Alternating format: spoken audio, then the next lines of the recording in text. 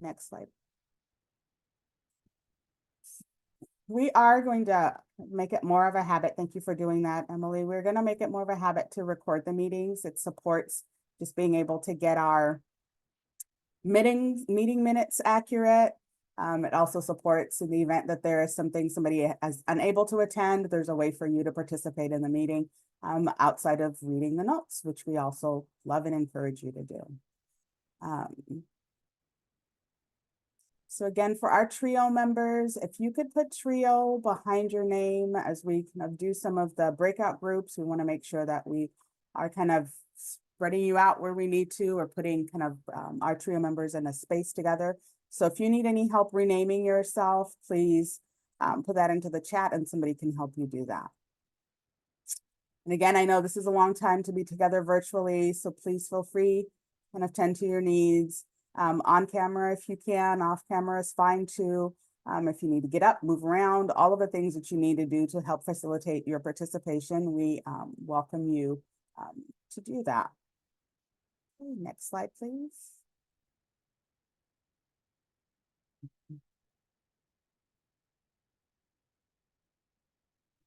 Okay, so we're gonna start off and get into some groups together to spend a little bit of time in community with each other in a different way.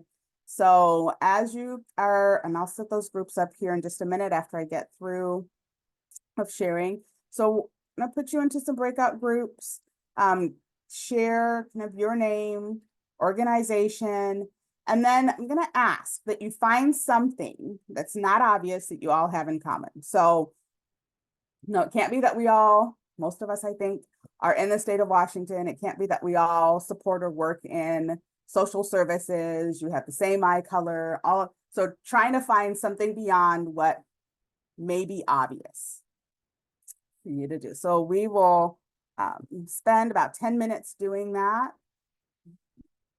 I'll put you here into some breakup groups here in a little bit, getting that situated here.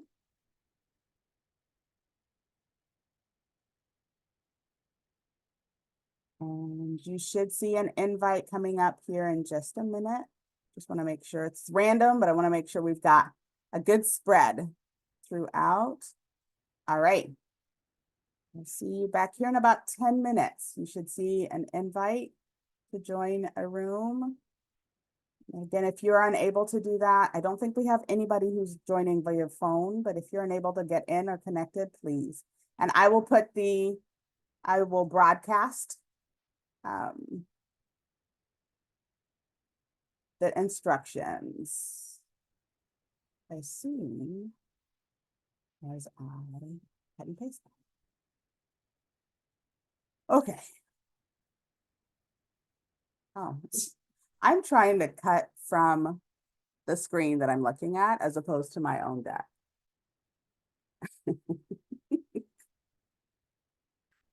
Oh, it's gonna be a long day. Here we go.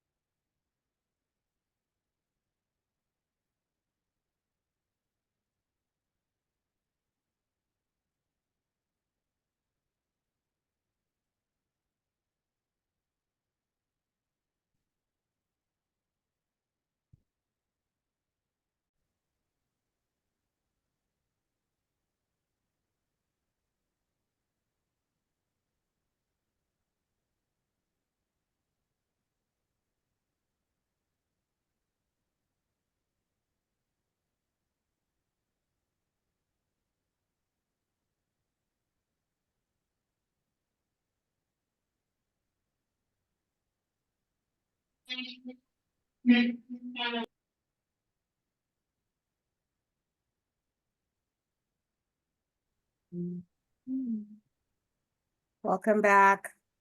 Hopefully that was enough time. And it looks like we still have some who haven't come back yet, so they're probably still trying to narrow it down. Trying to decide on which one to pick, so.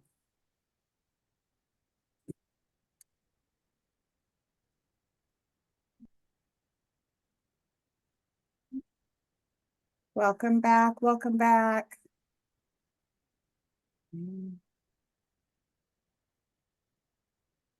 Hopefully that was enough time for you to kind of talk through, get a chance to introduce yourselves and find something you all have in common. So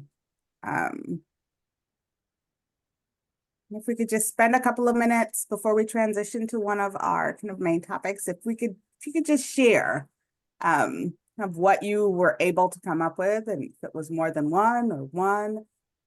So let me start with group 5, and that was Monica, Renee, Dila and Laura. Thank you. Yeah. What did you all have in common? I'm going to do a bus drop off. Can someone else share out? I can. I'm not muted. So, hi everyone.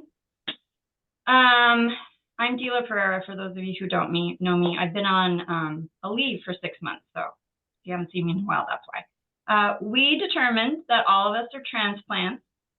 We all to Washington. All of us went to grad school. All of us have graduate degrees. 3 out of 4 match on some level of graduate training, which is public health. And Renee and Monica, am I missing anything? We came to Washington as adults. There you go. Thank you all for sharing. Group number 4, Nina, Valisa, Allison. See all of the names here. Shalea, Jake, and Cassie. Cassie. Thank you. So we were doing really great, and then we had 2 latecomers come in and just blew us out of the water for the things we had in common. But we were able to figure out that we all have kids, big surprise there, and we all enjoy walking for fun / exercise. Yeah, I think that when we got our 2 extras that came in, we just kind of narrowed down from there. So I think that was it for us. Thanks. Thank you, and way to adapt as a team to some unexpected changes. Great, thanks for sharing that. Group 3, Adrian, Anna, and Gretchen. I will start. We do have sawing going on because our ongoing water leak issue. So if it comes on, that's what that is. We had a couple different things. For one thing, we are all looking forward to spring. And then the other thing is we all enjoy the same type of activity at the beach. So we all prefer the beach over the mountain. And when we're at the beach, we really don't want to do anything. We just want to sit and enjoy the sound of the waves and just space out. I think that's it. Thanks, Gretchen. Thank you so much for sharing that. Room 2, Alicia, Christy, Lee, Liv, and Martha.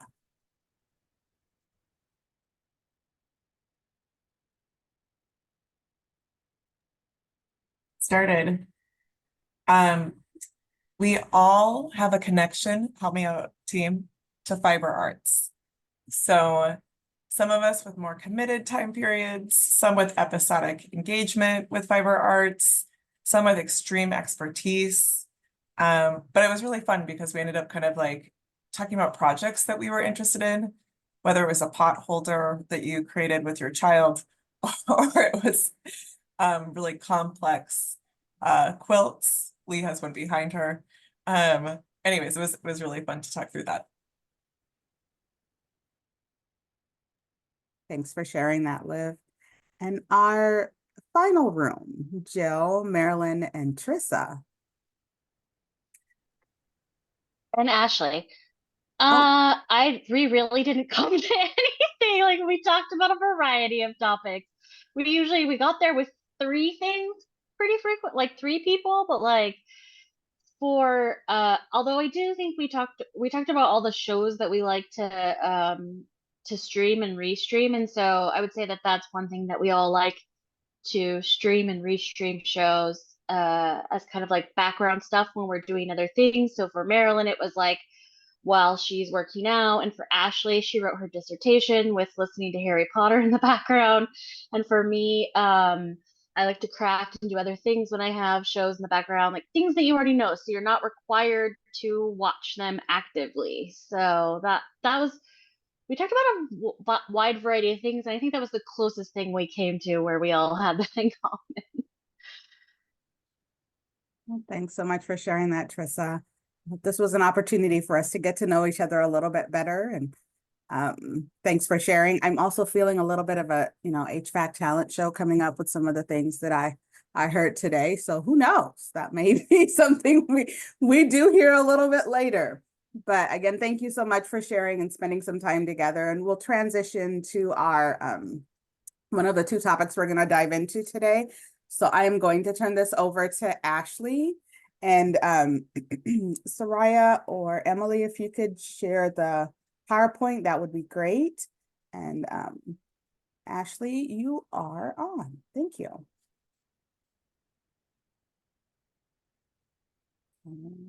Next slide. I think they've got some things we'll come to at the tail end. I want us to jump into. So if you could go to the presentation, up. Keep going, because I'm looking at time. There we are, back up.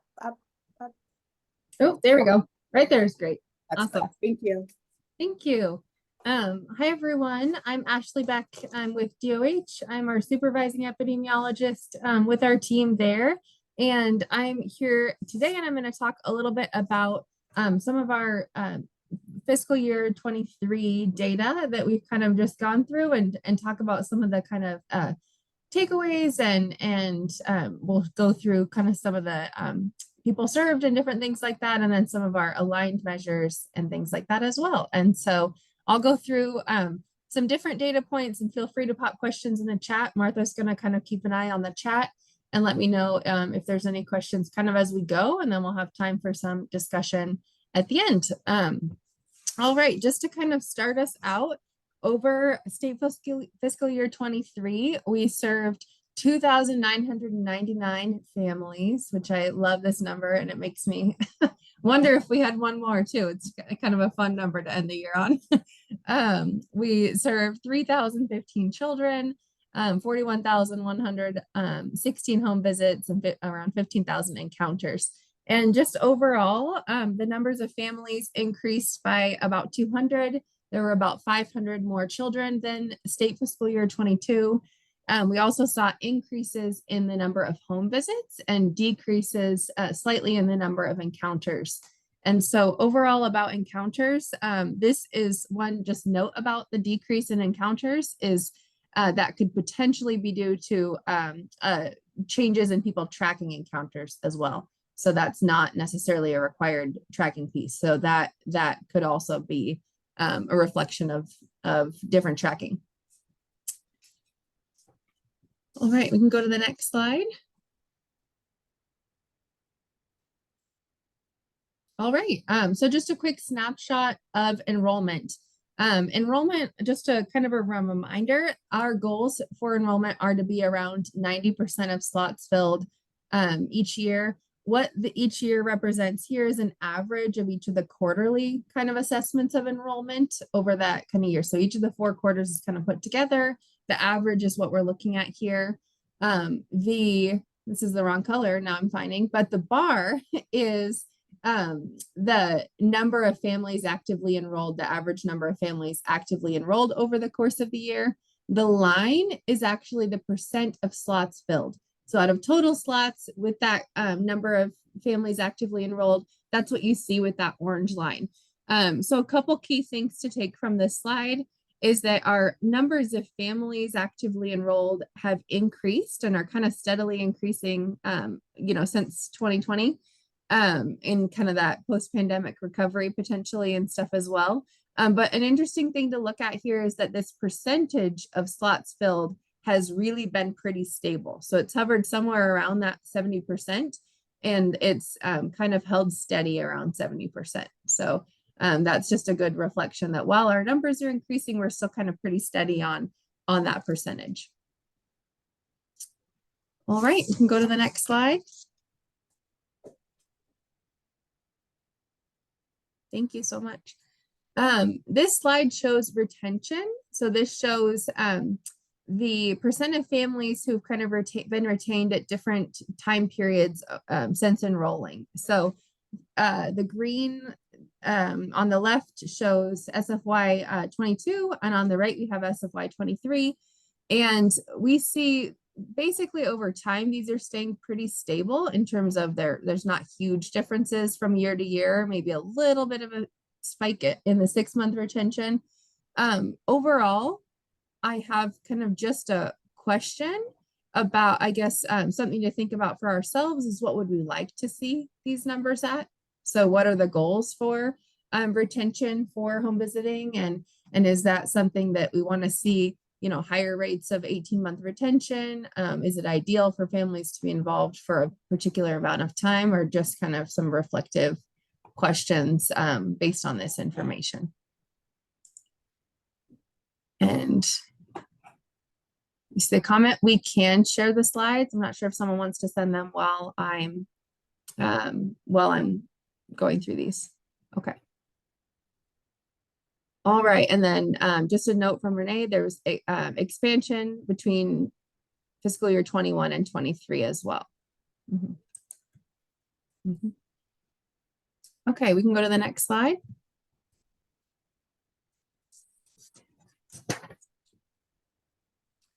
Okay, I'm going to talk a little bit about our aligned measures. So we just saw a little bit of kind of how much questions, and we're going to talk a little bit about some of the other components of our programming. So we can go to the next slide.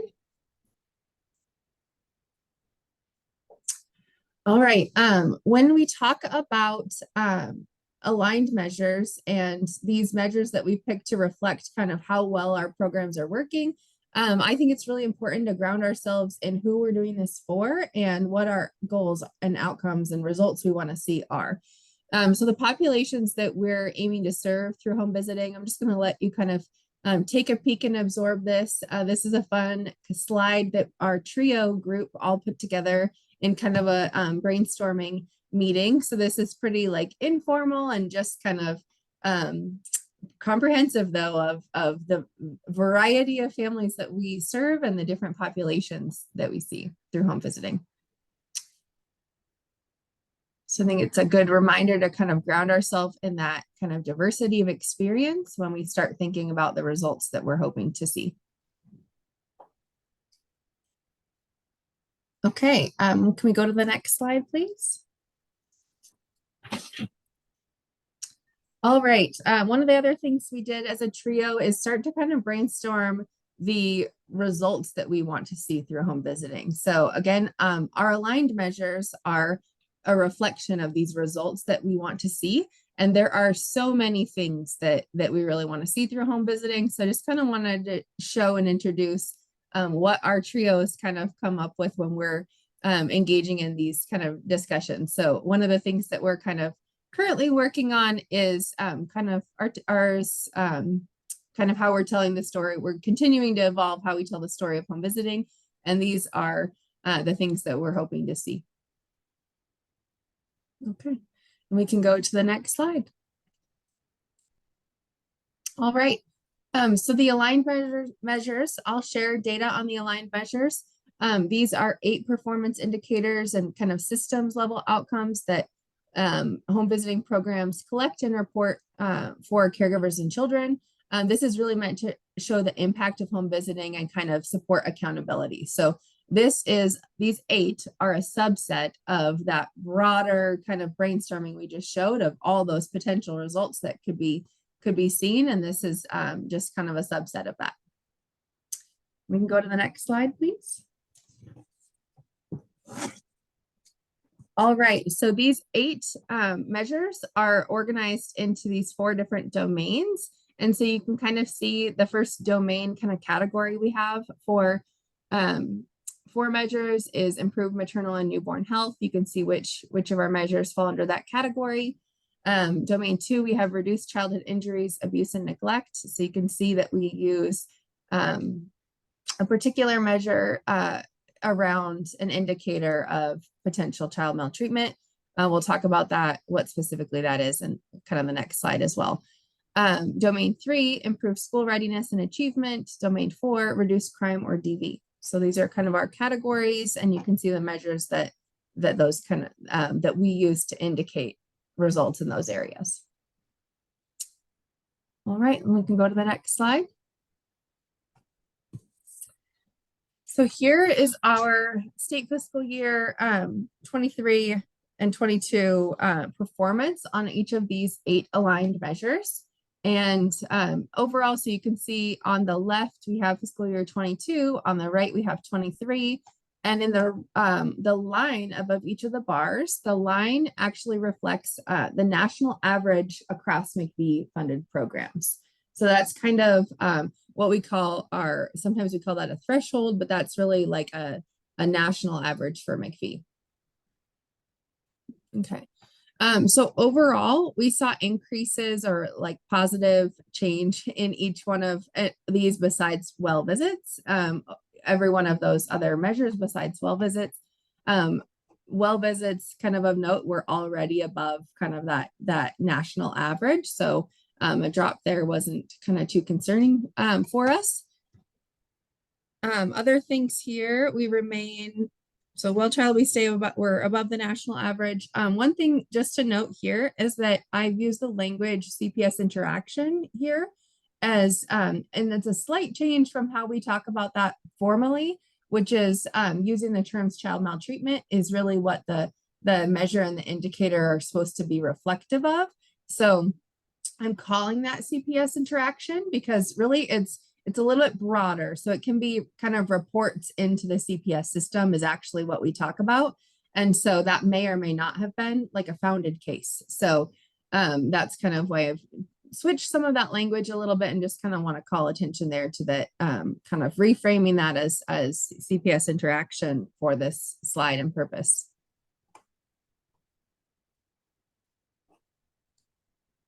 I'm gonna dive deeper into a few, but I'm gonna pause in case there are any questions. I see Gretchen. Thanks, Ashley. This is really interesting to see. I am just wondering, is there a set goal under McVie for like where they want, these metrics to be? And then of course, I'm just really curious, and I don't know that you know the answer. I don't know if anyone does. If we know anything more about the national average, like who is doing really well in these areas. I'm just surprised to see us below the national average so much. Yeah, I have a little bit of information that I can kind of share there. McVie does not set goals for where they want us to be in terms of these areas. And one of the really important reasons why they don't do that is that they don't set, you should be at this percentage, that level of specificity, is that each state really measures some of the things differently. So they're trying kind of to be, I think, a little bit more flexible in that way. And they want to compare us to us, if that makes sense. They do a little bit of comparison nationally in that for demonstration of improvement, they want to see either we're at or above that kind of national average or that we're showing improvement. And so one of the things that's really how they monitor us is are we showing improvement towards kind of that national average or against ourselves? And that's really what they're kind of looking for. And I have a slide on this later on, but I'll just call attention to it now, is that over the course of these years in state fiscal year 23 was a demonstration of improvement year where we were kind of required to show that we demonstrated that we improved on all of these things in all the McVie measures. And we did meet demonstration of improvement, Washington State, as well as all the other states and entities that work with McVie. So it was a big year for improvement. I'm going to pause and see if there's anything else Martha might want to add to that. Let's see. No, that was perfect, but I do note Renee's comment, which is that the data in the bars is all HVSA programs, not just McVie performance, and the McVie national is just to give a sense of how we are doing kind of compared to a national look. Thank you. Yeah, thank you, Renee, for that reminder as well. But I'm sorry, just to clarify, so the bars then, the McVie measures, the national measures are only McVie programs. The red or the line across the top, that's all of McVie nationally. And so what we're doing is kind of showing our whole state HVSA data compared to McVie as kind of like a place we want to go and be. And even if we're not above the national average, that's kind of us growing towards improving in those areas for the whole HVSA and for McVie is kind of our goal. So it's more helpful for us to talk about all of the HVSA programs and instead of kind of McVie separately. So but we did kind of yield the results that we wanted to see for McVie specifically too. So and we see that really for all of the HVSA here too, is that we see improvements in every single area besides well child visits. Thank you.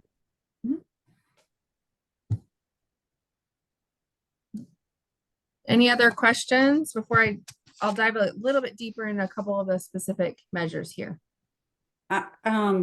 Yeah, this is Lee. I guess I have a question about why you all changed the CPS interaction to include any kind of reporting because of and I guess I don't see it as an improvement to see the number going up.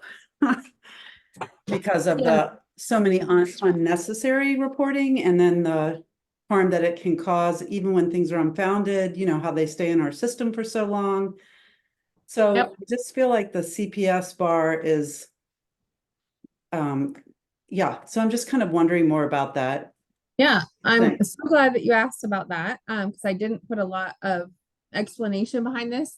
In this one in particular, we want to be below this shows that we're doing better than the national average by being below. It's the only one that loads in that way and that the direction is different than some of the other ones. We want our rate to stay lower. So we actually did see a slight drop, just 1%, but we saw a drop in that rate between 2022 and 2023.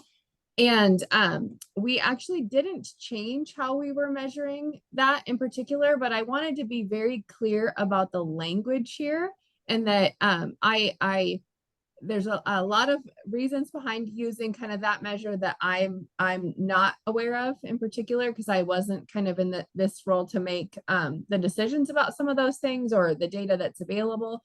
But I wanted to be very clear in this presentation about that it is not a reflection of founded cases, if that makes sense. So I just chose different language so that it would be clearly understood that it was not maltreatment. It was, were they interacting with CPS? And I believe it always has been that. And Ashley, I want to clarify, it actually doesn't include screened out referrals. It includes those that had an investigation, whether they were founded or not. Because we don't have the data on all those that are called in. So Lee, just to clarify, it was only screened in. And so what Ashley's saying is there was CPS involvement because there was an investigation, whether it was founded or not, but it's not all referrals. Thank you, Laura. Yeah, and thank you, Lee, for the question. I saw a couple of other hands up during the process. I want to go, I think Allison, did you have your hand up and maybe one other one? Laura answered it. I was just gonna ask, is this screened in or all? So thank you.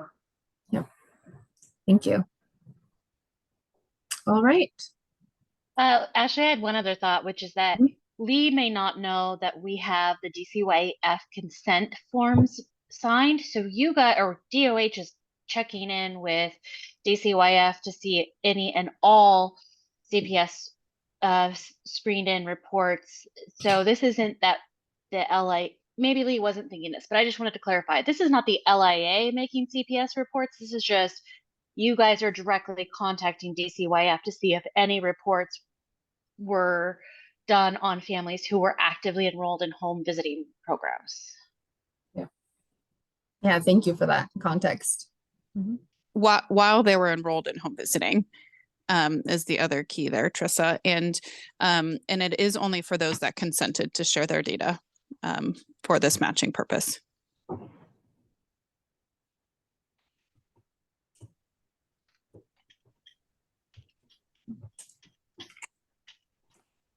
Any other questions about these performance measures? All right, I think we can go to the next slide, and we're going to dive into just a couple of them in more detail. Okay, here's a little bit of a breakdown about breastfeeding specifically. So what we see here, I just wanted to show a little bit of the range by region. So we've broken down breastfeeding information. So this is percent of infants who were breastfed for any amount at 6 months of age or older. So that they were receiving any amount of breast milk at that time. So this shows the different percentage. And what's interesting here is you can see kind of the range regionally, and from 28% to 56%. You can also see this kind of over time, and some interesting things here where there was kind of an increase in breastfeeding in state fiscal year 21, and that's kind of dropped down a little bit in 22 and kind of picking back up in 23. So just a little bit of interesting information here.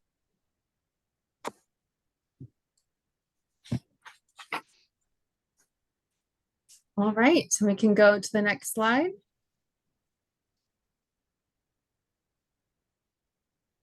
All right, so similar, same format. This is for depression screening performance on completing depression screen. So this is the percent of caregivers who were kind of had a completed depression screening within 3 months of delivery, if they enrolled prenatally, or within 3 months of enrollment, if they enrolled already kind of postpartum.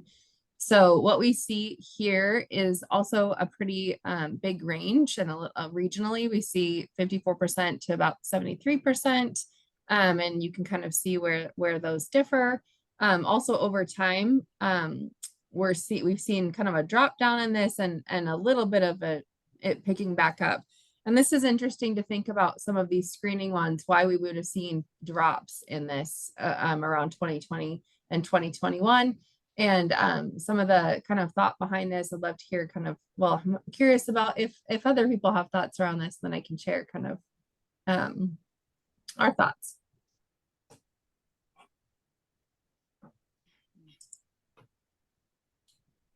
Well, this is Marilyn. I would definitely say it was about COVID because sometimes it was difficult to administer the screening when you didn't know who else was there with the client.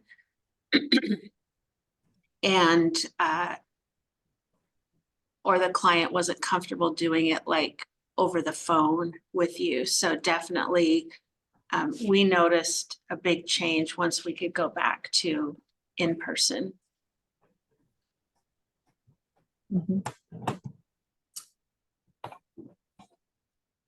Yeah, that's exactly kind of what we've thought around that, is the kind of sensitivity and then the nature of some of the screenings. I'm going to share a couple other screening pieces, and the nature of some of the screenings being just really difficult or not appropriate to do in the same way virtually. So seeing kind of a drop attributed to that, and then another kind of uptick as in-person home visitings are kind of picking back up as well. And Renee put a comment in here that's really helpful, and that this is also related to performance payments. So this completing depression screenings is incentivized through performance payments as well. I think what I might be curious to know is that if like it's the 3 months delivery, I wonder if there was an additional percentage on top of that of teams or LAAs that had like didn't quite meet that 90 days, but maybe got it in like 120 days, but because that's not counted. So I just am like, I think they're still screening. They just might not always meet it in that 90 days is a thought that I had too. Tricia, I will add to on top of that, because I was thinking also, these type of screenings are completed based on a relationship. So sometimes 90 days not enough. And sometimes you bring it up and you bring it up, and that person will not say anything until the moment that they are ready to do it. So it will be interesting to see who completed it after those 3 months. Yeah, those are great questions and great ideas for kind of further diving into some of our data too. So I appreciate the comments and questions there.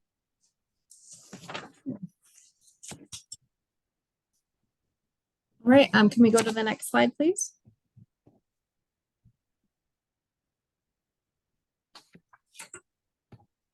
All right, so this is parent-child interaction. So basically this is percent of caregivers who received an observation of the caregiver-child interaction by a home visitor. And so this is also one where we see a pretty big, not a huge range across regions, but you do see some differences there. But what's interesting about this is over time, this like pretty drastic U that we see here with a really big drop in SFY 21. And again, this is kind of one of those screening situations where it would have been very difficult to do over virtually. So this was another kind of COVID effect of doing virtual visits that we believe, and that is kind of picking back up as well. I see Monica, your hand up. Sorry, I didn't mean to interrupt you. I thought I'd get a moment to then raise my hand. What is the measure that is, do they have a particular measure they're using for this interaction? Yeah, great question. A few different measures are going on right now. So NFP specifically uses, home is being used, stance is being used, and the Piccolo is being kind of primarily used. So those are, I think, the three. There, if there's any other ones, I'll ask my TRIO partners to maybe pop those in the chat, but those are the three with kind of primary ones. So thank you. Yeah, thank you. Yeah, and some things to note about this is that I think parent-child interaction is one of the things that is kind of on our radar, just to make sure that we are kind of evolving this measure and also looking at, this is one of our more sensitive, not most, but more, it's a pretty sensitive and hot topic right now about how we do parent-child interaction observations, the act of observing, observing with kind of reflective practices and parent-driven strengths-based kinds of things. There's a lot of, I think, emphasis as nationally. We just returned kind of from some national platforms where we were able to connect, and there's a lot of conversation around how to do this with as much cultural sensitivity as possible. And that's just, I guess, a hot topic to be aware of.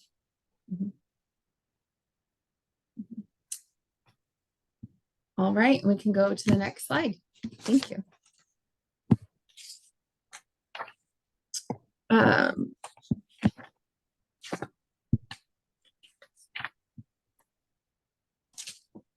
Okay, I'm gonna we have just a few minutes left of my time, so I'm just gonna go through a couple of things. So I've got the same breakdown here for developmental screening. You'll see that same U where there's a dip down in SFY 21.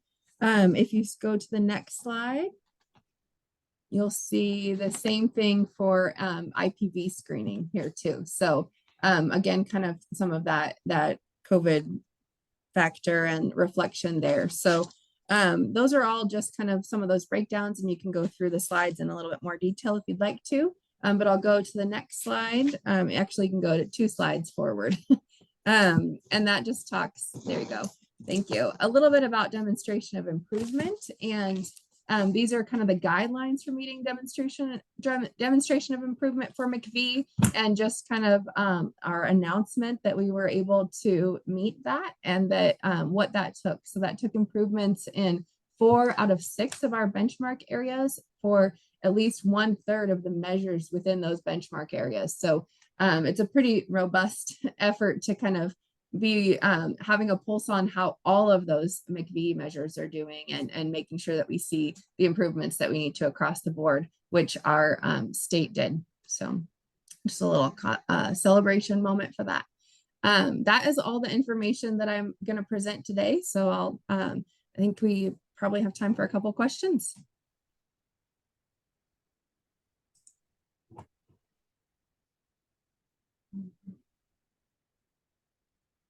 I guess I'll ask, I put this in the chat. Is it possible, because that U shape is really through all the metrics, that the number of families served was low and that reflects the dip that is kind of across all those measures? Probably not, because I think that it's still reflecting a percentage of those families that were enrolled. And so there might have been some slight statistical power things. We're not talking about kind of the significance from one year to the next. But overall, I think it's a pretty safe, it's safe. It was so robust that there was, even if the numbers were lower, it was so robust that it took that drastic of a turn. I think is still a pretty powerful difference.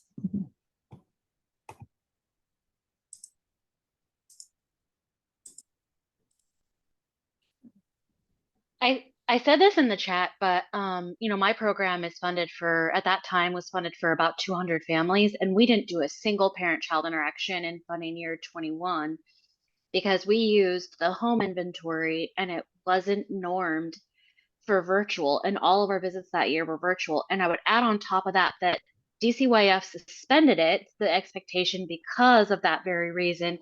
And parents as teachers, which is the model that my program uses, also suspended it. So because it wasn't a requirement that year, we didn't do it because there wasn't an effective form for it. Yeah, thank you, Trissa, for adding that. Yeah, in particular with parent-child interaction, that was the case, is that it was not built to be a virtual tool for, I didn't think, any of them. So that's why it was an even more drastic dip in that. And then you can see, you can kind of think through the same thing with IPV in particular. I think there's a pretty drastic IPV drop there, where it would have just been kind of unsafe or inappropriate to ask, like virtually not knowing others that would have been around in that moment. So some pretty big changes due to that in those moments. Mm-hmm.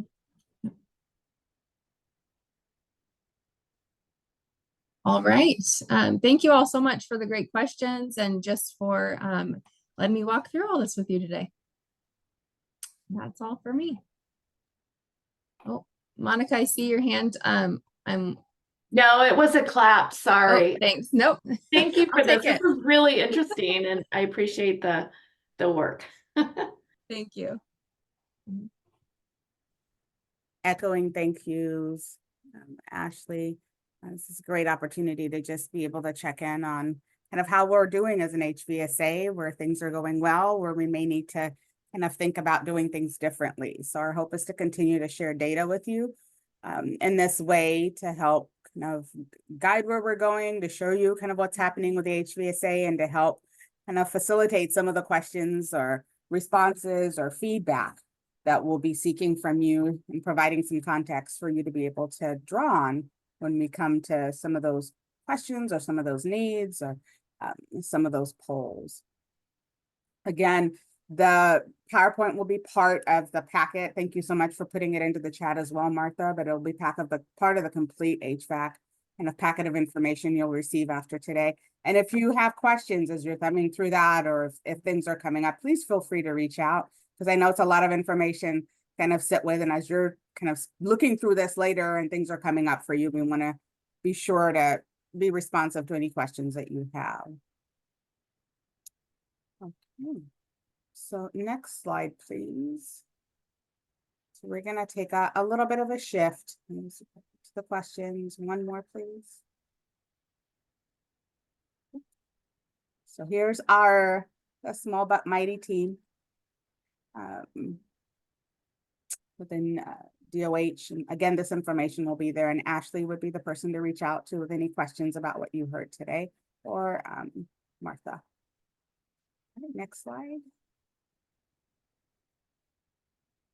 Okay, so the next topic we're going to dive into this afternoon, it's almost still morning, is expansion and rates updates. And also an opportunity to just gather some feedback and some information from you, as well as kind of engaging in a discussion. Okay, next slide, please.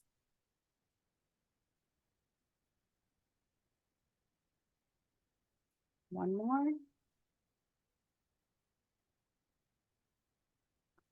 So again, this first couple of slides will be slides you've seen before. So again, we always want to be sure that we're regrounding all of you and where we're at and of the purpose for all of this. So this is a slide that you have seen kind of several times. So it's giving you kind of an idea. If we go through this process and we do it right, I like to put that in quotes because I think right depends a lot of times on what's happening. But here are the things that we will see. So again, just wanting to help shift our mindset from looking at data to talking a little bit about the rates conversation. Next slide, please. All right. This is also just another grounding slide that we've used. And this is a reminder that we have kept with us as we have been making our way through this rates process to ensure that we are kind of connecting to and grounding this and using an equity mindset. So here are the 3 questions, and it's not just limited to the 3 questions that you see on the screen, but we're actively asking ourselves that question. We're actively asking the DCYF partners that we are engaging with in this work internally this question. We're kind of asking this question sometimes at the federal level as well. So again, on a grounding opportunity here. Next slide, please. All right. So where are we now? So we've been in this process for an extended period of time. It spanned a couple of years. So we just wanted to kind of ground us on where we are now. We're continuing to work on the base rate models. We are close to having what we determine as a base rate and then working from there to include some of the aspects that are outside of the salary, and then looking at what is required in the contract. So we're finally getting to that space. We're almost there. We're a little bit further ahead with parents as teachers, PAT, NFP, and PC Plus. And those are the 3 that we started and kind of engaged with. We've also been engaging with portfolio, and we're close on that as well. So in this process, as I'm sure we've shared before, we've hit some hurdles and we've come in and we've shared kind of where we are. We are at a place where we've hit yet another hurdle that we're working through. And this hurdle is MCV. So what we have discovered, and we've been in kind of partnership with our federal kind of team, our project officer, technical assistance, we've been receiving technical assistance for this from the beginning and working through it as we knew it would be something that would come up. And in this process, we've learned that it would take us a very long time to really think about how to do a rates process with MCV funding. So that would be one. It's something that we'll continue to work on. And the other piece with it is we have a plan. We can put together a plan. We can talk through kind of all of the requirements of the CFSR that's related to this topic. But there's never a guarantee that once we put this information together, kind of organize it, that HRSA will say, yes, please move forward, or you have the ability to move forward. So we are continuing to work on that, but that is something that we've identified now kind of as a barrier. So what does this mean? It means that we are not going to be able to move forward by July 1, which is the target date that we've been talking about since we started of this process for MCV funded programs. What we continue to do is to aim for that July 1st goal with our state funded programs. And we've talked a little bit about where we are with that. So we're kind of getting to a base rate. And then from there, it will give us an idea of what implementation will look like. The other thing that we'll have to look at and kind of think about is contracts. So we have a lot of kind of things that are not as clear right now as a result of kind of this new information that we've stumbled across. So we are kind of working through that. We've identified it's a barrier. The work for kind of our state funded programs continue we continue to think through and to work through kind of what it would look like to do rates with McVie. So that's also going to be something we're working through, but that, again, as I mentioned, will not necessarily be done by this July 1st deadline. Next slide. So I'm going to get through these couple of slides and I'm going to pause because it's a lot of information, kind of have you sort through. So we've shared a little bit of where we are and kind of where we're stuck and where we're moving through. So how can you help? And why are we bringing this into this space in this place right now? We want to start off also by identifying that we have not engaged providers outside of those kind of LIA HVAC members who are here right now. So everybody's hearing this information for the first time. We do have plans to share this more broadly with our providers, but we just wanted to have an opportunity to share this with you, see what's coming up for you, see if there's any guidance, anything that you could provide to help support kind of our thought through this process. So we just wanted to share that as kind of, here's where we're at. Here's another kind of hurdle we've had with rates. We're still kind of working through it, but want to hear what your thoughts are, what your ideas are, because we're working through kind of what this will look like for contracts. We don't know what that will look like, but also wanted to hear what other things may be coming up for you. We've had some kind of internal thoughts around what impact, if any, this will have on data collection. So those are some of the things that are coming up. So I just want to pause right now. And if you could go back one slide, just so you're able to kind of see this. So just want to pause here and get kind of initial thoughts, feedback, questions. And I also welcome Renee and Laura, if there's anything that I didn't mention in this space that we should share, or any kind of additional information you want to share, please feel free to do that. The only thing you said it, Nellie, I would just emphasize it, is that we are making good progress. We have analyzed the surveys that came back. We, as in the rates office mostly, and then us supporting some of the interpretation of the workforce. I'm not saying that right. The workload, I think what we called it, survey, that was to identify what are those impacts of DCYF specific requirements on our rate, and how should that be incorporated in. And so that came in, and I think we have just, really in a couple of our models, just a couple more steps to go. So I think in that way, we're making good progress as well. So just wanted to emphasize that as well. And really curious about if you all have thoughts and feedback.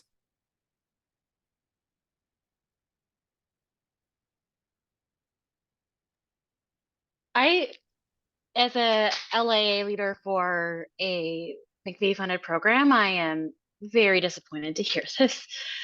But some initial questions come up. One of the things you said early in this process was that even though you might have some, again, this was very early in the process, so this might not even be relevant anymore. You had said that there were some models that might get done before others, but you were going to implement all at one time on July 1st because you were concerned that if the rates setting, if you were surprised by rate setting with certain models, that could impact the overall fund. So if you are going forward with just state models on July 1st, how is that going to impact the overall fund with all the slots across all the models is my first question. I have others. I don't know if you want me to give them all at one time or one at a time. Why don't you share them all at once? Nellie, what do you think? Okay, so that's my first question. And then my second question is, you were able to give us a 7% increase across the board. Is there any chance that for those of us that have McVie, you might be able to do something similar to that, where you could give an additional percentage increase? Maybe it's not the full amount that you think you'll get to when once you've done your work with McVie to really sort out what that cost would be, but like maybe it's something more than 7%, I guess is what I'm saying. Maybe not the full amount, but something more. the next question I have is how will this impact the RFP for the expansion? Because again, one of the things I heard early on in this process, you guys said, well, we're not going to do the expansion or work on the expansion until we have rates done, because obviously that's going to impact how many slots we can have in that expansion. So that's like another thought that comes to mind. Those are the three that come to my mind off the top of my head, but more might come. Nellie, you want me to take a pass at a couple of them and jump in, you and Renee? And sorry that I'm not on camera. I have one more kiddo to drop off here in just a couple minutes, and then I'll be back at my workstation. So the legislature has directed us to utilize a rates-based approach to increase our McPhee funded programs as well. So I think our assumption and expectation is that there will be some sort of shift for McPhee programs to address the budget issue. How that will play out, that's again what we don't know yet, but want to hear your thoughts about that. But so that's one. Yes, it is as tall as you.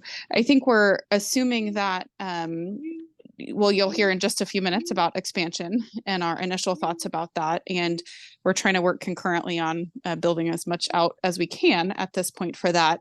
The question about the overall fund, I think is still a little bit unknown. Trissa, and how we integrate all of you know, what we're learning with through the rates process. And we have at this point 4 distinct fund sources. And so that's part of this, is like, how do we map them all into that? And that's one of our next steps. So the short answer is, I don't know yet if we'll do sequential implementation or if we'll do it all at once based on what we learn. But we do have to work within our budget because that's our only option, really. And we can always ask for more money, to be clear, but that's we don't have that necessarily right now. Nellie or Renee, is there anything else you want to address with maybe what I missed?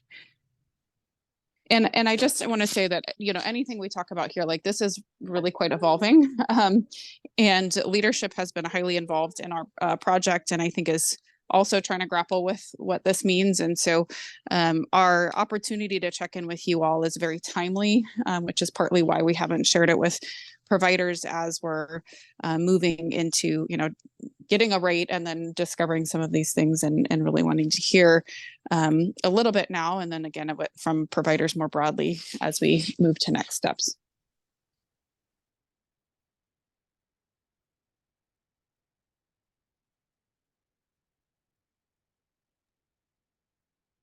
Sheila, you had your hand up next. I guess something that I think about with this as a non-McPhee program is, how are our rates going to be set in the absence of a clear way forward for the McPhee programs in the portfolio? So in terms of, I'm sure a key part of this is ensuring equity and like alignment across the portfolio. How is that going to happen when the work can't be fully determined for these McPhee programs? And so that's just something that I think about. So I think this actually really does still impact all of the non-McPhee programs as well in that way. It's a great question, Dila. And no more, you already have sugar. I think, no, say no, that's good. So my initial response is, the rate setting, the methodology for rate setting itself is not dependent on the fund source, right? So it's kind of a mathematical method for developing the rate itself, but it's the implementation and how are we actually going to map that into the fund sources that we have based on what the dollars are kind of coming out to with the rate. That's really the unknown. So that's why we're still, you know, working through the rate process, because that, while there are, you know, some fund specific requirements, really we're trying to develop the rate first, and then we're bridging into implementation, of course. And that's kind of the point we're at right now, Dila, is you're right, like there are broader implications and we don't know them just yet. And that's the rate itself, I don't know that will be impacted, but the implementation will. So that's our unknown at the moment. And we'll still, you know, our hope is that with a clear picture, we know what our state dollars are. We know what slots are funded by state, and that's to some degree, the benefit of braiding. Like we can, in some ways, kind of group these. But we will have to ask, you know, figure out some tough questions as we figure out, well, it may look like we need to reduce slots or increase money here or there, that kind of thing. And that's the part that we don't have mapped on because we don't have the rate quite yet. But we're getting closer. Does that answer your question a little bit? I mean, it's not really an answer, but it's a kind of reflecting back a little bit where the status is. It does. I mean, I also don't envy you all. That's a lot. I'm just to say that's a lot of uncertainty to have to navigate. So I'm sure it's a challenging thing to have to contend with. Yeah, that helps. And I'd be happy to talk more about sort of what our experience has been with the process as one of the outliers. We're always the outlier. So that can be a, you know, if you get there.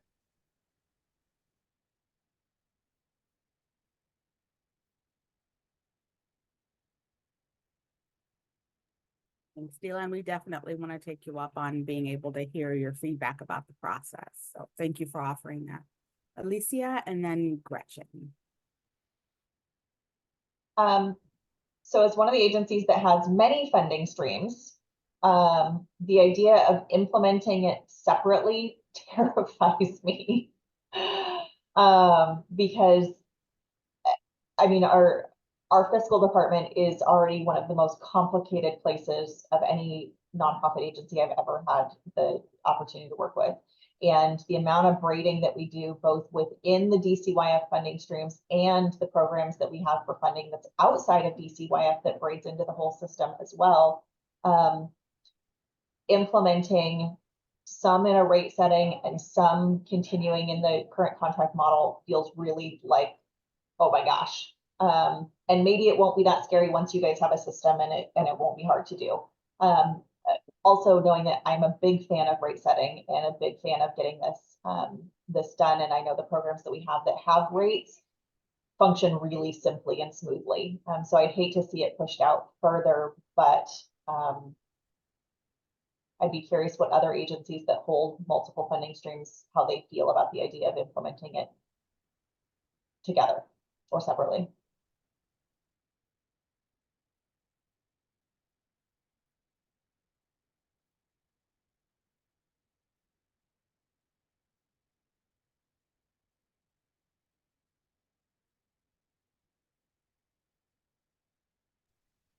Thanks, Alicia. Gretchen, you want to jump in? It's good feedback.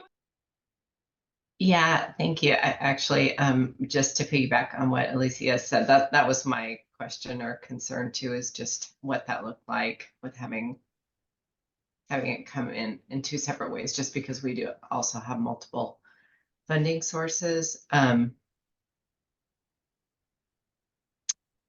know, I mean, I guess it's not ideal, but I think we would figure it out, right?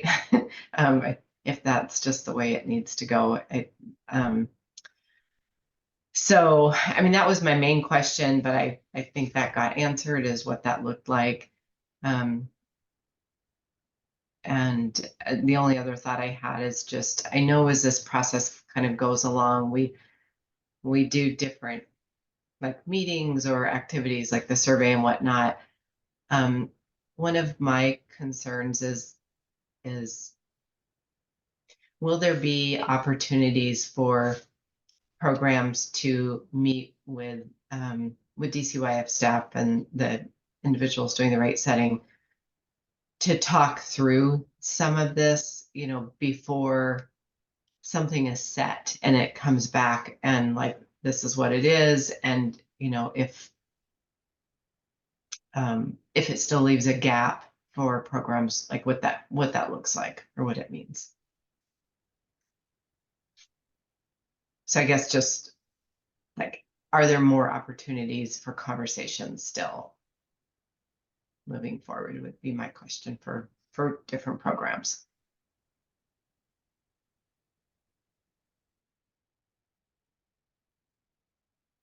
Nellie, you want to take that one?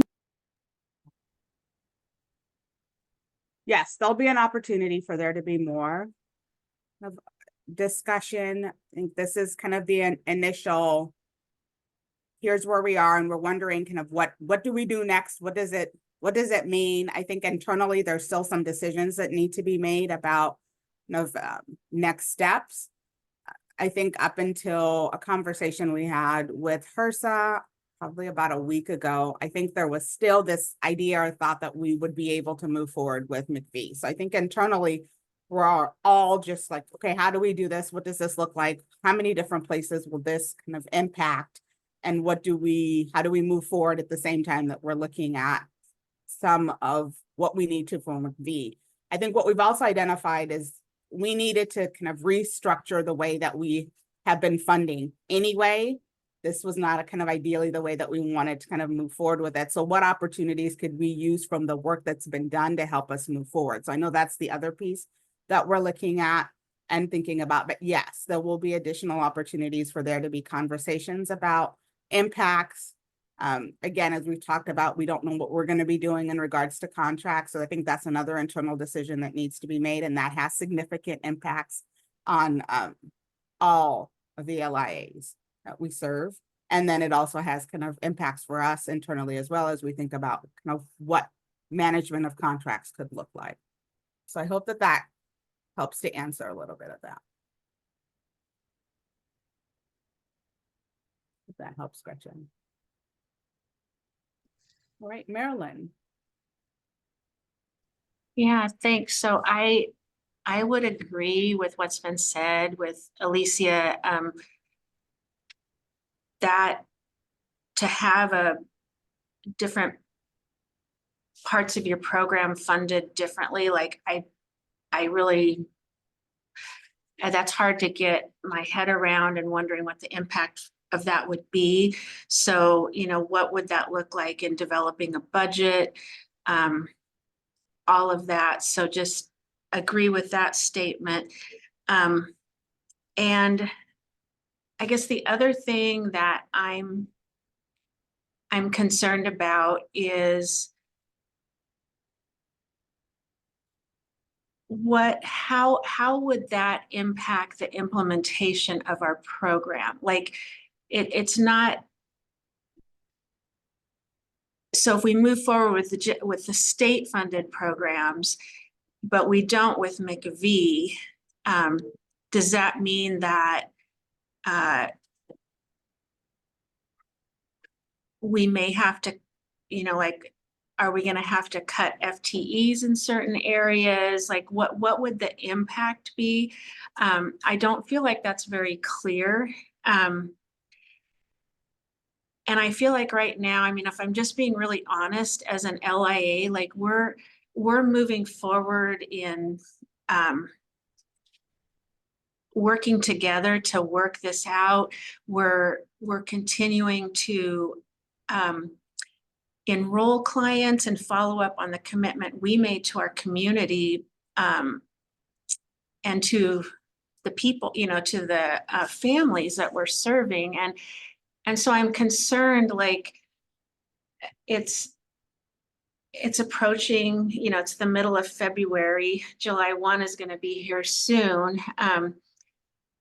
Are we making commitments to our families that we're not going to be able to fulfill? And that concerns me.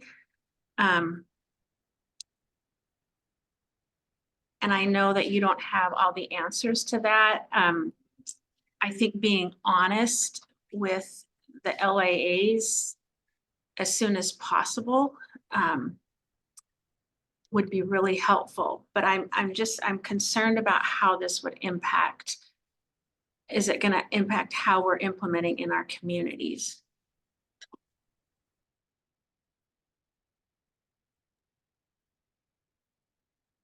And Marilyn, it could. It very well could. And we don't know what that impact will be.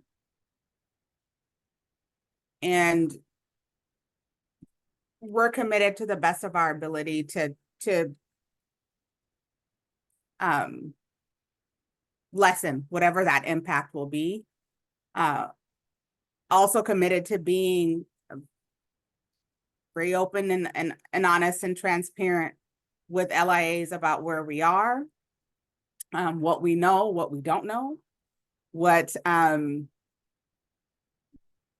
and then moving forward with however things kind of roll out and work out. So there's a lot of the questions that have come up today are some of the same questions we've been grappling with kind of internally, both as a kind of a smaller home visiting team, and then as we think about our rates work, really kind of voicing here some of the things that are coming up for us. How do we manage this? What does this look like?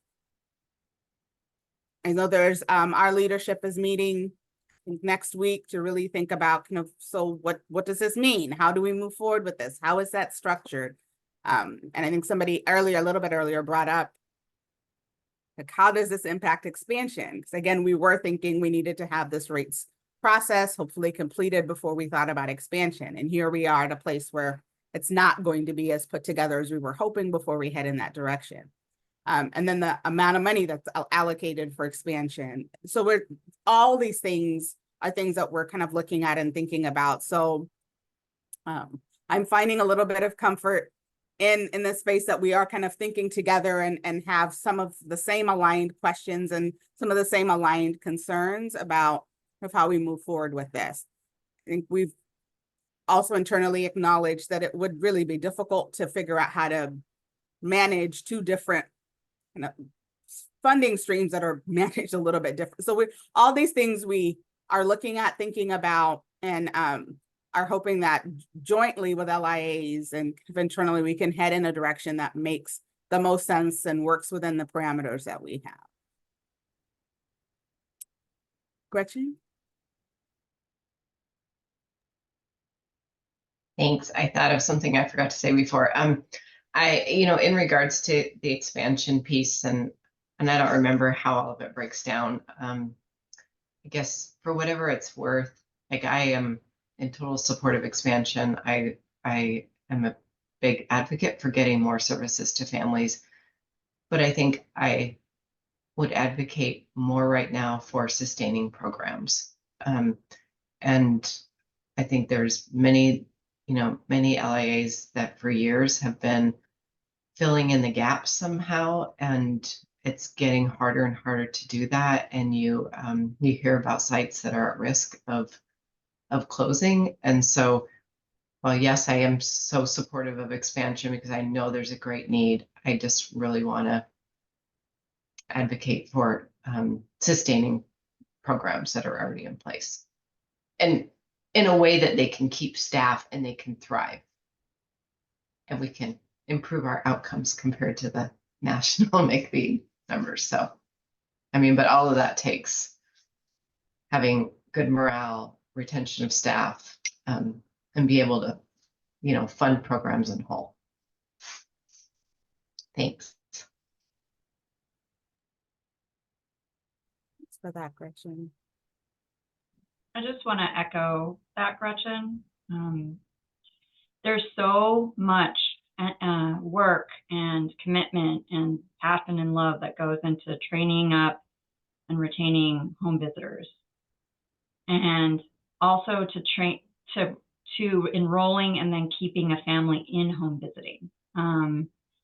And so once you have someone who's committed to the process and sees the value of that service and involvement, you really can make the difference in their life by keeping them enrolled versus trying to enroll someone new who may or may not be a fit for the program and all of those pieces. So I would be concerned about the retention too of clients and home visitors as well. I think I completely agree with what Gretchen said.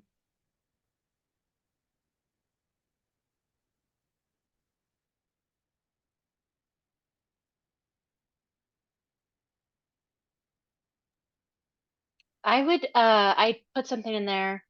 Oh, okay, Nelly, you responded to it. I asked if HRSA even allows a reduction of slots in MCV. I didn't even know if that was a possibility. The other thought that I have is just to echo what Marilyn said. You need to tell the LAs soon as you possibly can, even if there's a lot of question marks out there. You know, my first reaction, I'm just gonna be really, really honest and hold space for the LEA leaders here. Like, I feel a lot of despair. I feel a lot of despair. And maybe that sounds dramatic and over the top, but that's my first feeling. And I get it. Like, I get it that, you know, Renee and Laura and Nellie and all of your staff who have been working on this, I'm sure you don't feel great about this either. But the sooner programs know, the better, because I think, like Marilyn said, I think a lot of our programs had some visions, you know, like when we first started this process, when you guys first introduced the idea in April, I'm pretty sure I heard, oh, we'll be done by August, you know, and I get it that this was a much bigger task than DCYF realized it was going to be. And I hold space for that. I get that. I acknowledge that it's hard. It's not easy work. I get it that you guys have been working really hard on it, but like, from a leadership perspective, like I have been having conversations with my boss and with, you know, the administration at my agency, like saying like, this is a good thing, this is really positive, like this should lead to more funding. So this just feels like a big hit, like a carpet being pulled out from underneath us. And I personally, my first reaction, and don't take this as like this is what's going to happen, because I often have first reactions. My first reactions is like, why would I even want to apply for an expansion when it's like this difficult?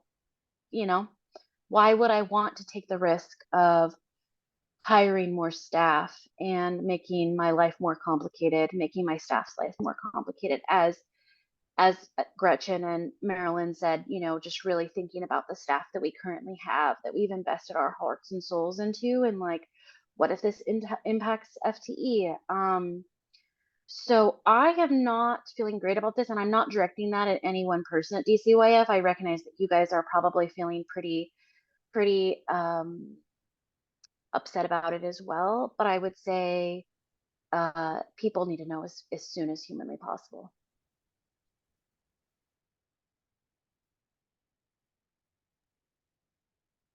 Thank you for that, Trissa, and thank you for sharing of where you are and being candid about how you are experiencing this. And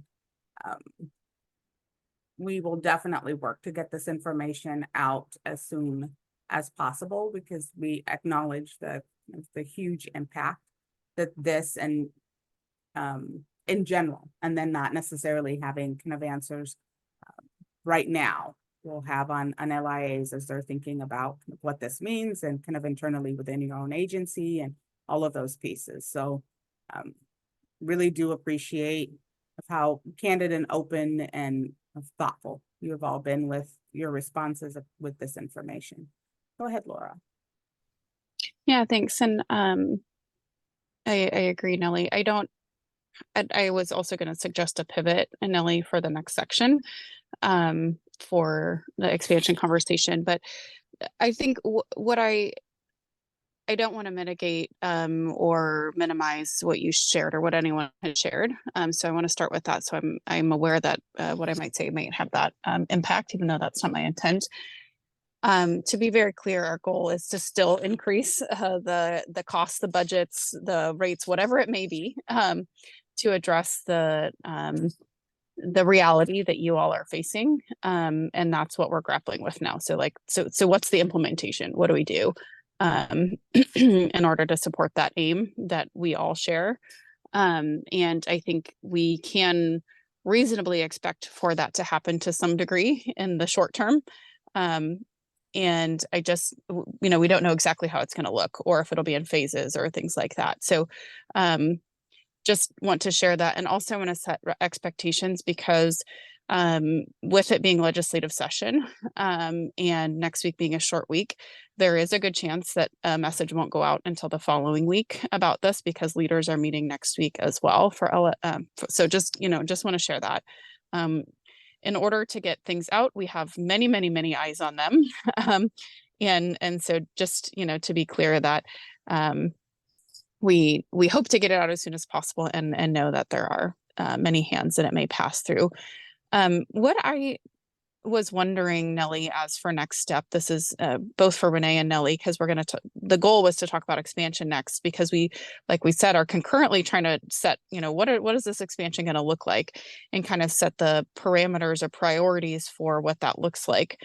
I wonder if we set a task and follow up and do that over email, because I am hearing like suggestions that, you know, it's prioritizing sustaining versus expanding, things like that. I don't know if we either want to just verbally walk through any of the parameters and then, you know, do the follow-up over email and have an assignment. But I want to check with the group, and Nellie and Renee. I also know that time is getting a little tighter on that too.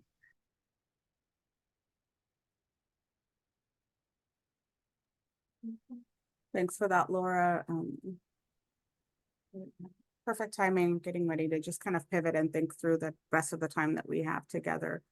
And so we did have quite a few slides around expansion and some feedback and that we would love to gather from you, and had met, I think, a little bit before kind of our time together at the beginning, and shifted kind of from doing polls to having some opportunity for you to respond, giving kind of a 2-week time frame for you to respond back to a Survey Monkey.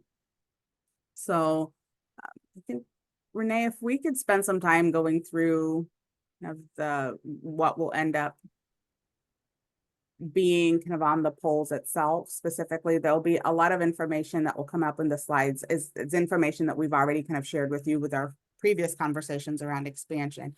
So if we can just do that to do some framing, and just know that the slides will accompany the Survey Monkey for you to kind of go back through as a reference.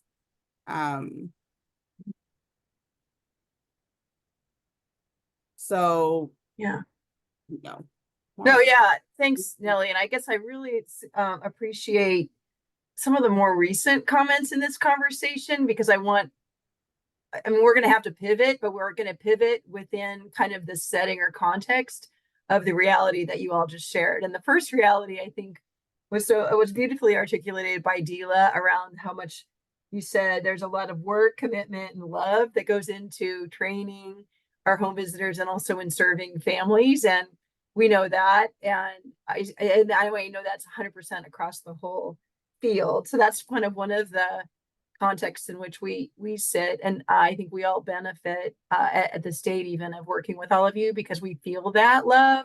And I think that permeates all of our conversations. It's permeated our conversations even about rates. That's the theme, that we're all focusing on how to make services best for families. And so that kind of, that, like I said, that permeates. But I also hear the despair and the unknowing, right? And the desire to continue to sustain our program. So the desire isn't to just keep expanding at the cost of sustaining. And so a conversation around expansion it's nested in that. And so where we're going with this next, I think we can go to the next slide, is since we don't know where we're going, what we're trying to do is get your advisement on contingency. So we know we have 1 million, could go backwards, a lot more. Yeah, there. We know this is what we've been directed by the legislature to do.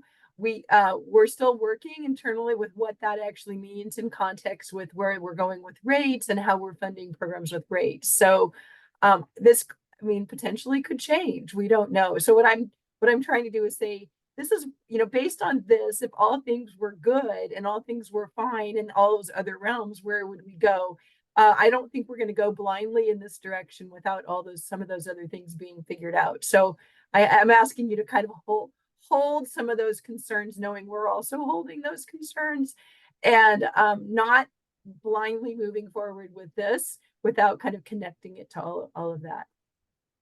So what I'm interested in is getting, what we have a lot of kind of what ifs, right? And wanting to hear from you, where do you think we ought to prioritize? Like, again, if there was no concerns about sustainability of programs, no concerns about rates or McVie or anything like that. So we know we have this $1 million. It's going to be contingent on rate setting. The dollars have to be distributed through rate setting. It's supposed to be effective July 1st. I'm not sure that's doable start date based on kind of where we are right now. It's using state general funds as designated by the legislative budget last year. And it's to fund 9 of the eligible 9 models. So you can go to and that we've already, I shared this with you all in December. So I'm going to quickly go through some slides and then deep dive into some slides. So go to the please next slide, which just, I think, just gives you the okay. Oh, okay. So what we typically do when we run an expansion is say, well, what are the parameters that we would decide for how the funding is going to be utilized? There can be no parameters. It could be, only models or whatever, but we always come to you and ask you to give us some guidance on that. So what parameters do is offer us an opportunity to identify priorities or to exclusively limit where that funding opportunity might go, because we don't have unlimited funds. So what we can do when we run procurements is offer priority points around priorities, or we can limit, or we can have none. So I think that's what I'm saying. Sorry, I'm looking at these slides, and I did them on Tuesday, and there's some movement of the slides, so I'm not always 100% sure where things are sitting. But that's what this slide is. We just need parameters to help us figure out how to make decisions. We then go through the process and use a review panel to rank applications based on the priorities that are set. But it also helps us determine how we write the application process. So we can go to, and what you're going to see is this little green box is just going to remind you again of what we know in terms of what are our limitations. So we started on slide 39, just to I feel like this is not the right slide. So I think we need to go backwards a little bit, because this is making me confused. I'm not seeing my slides of the history or the populations maybe go backwards. Okay. One more, maybe. Sorry. Yeah. Okay.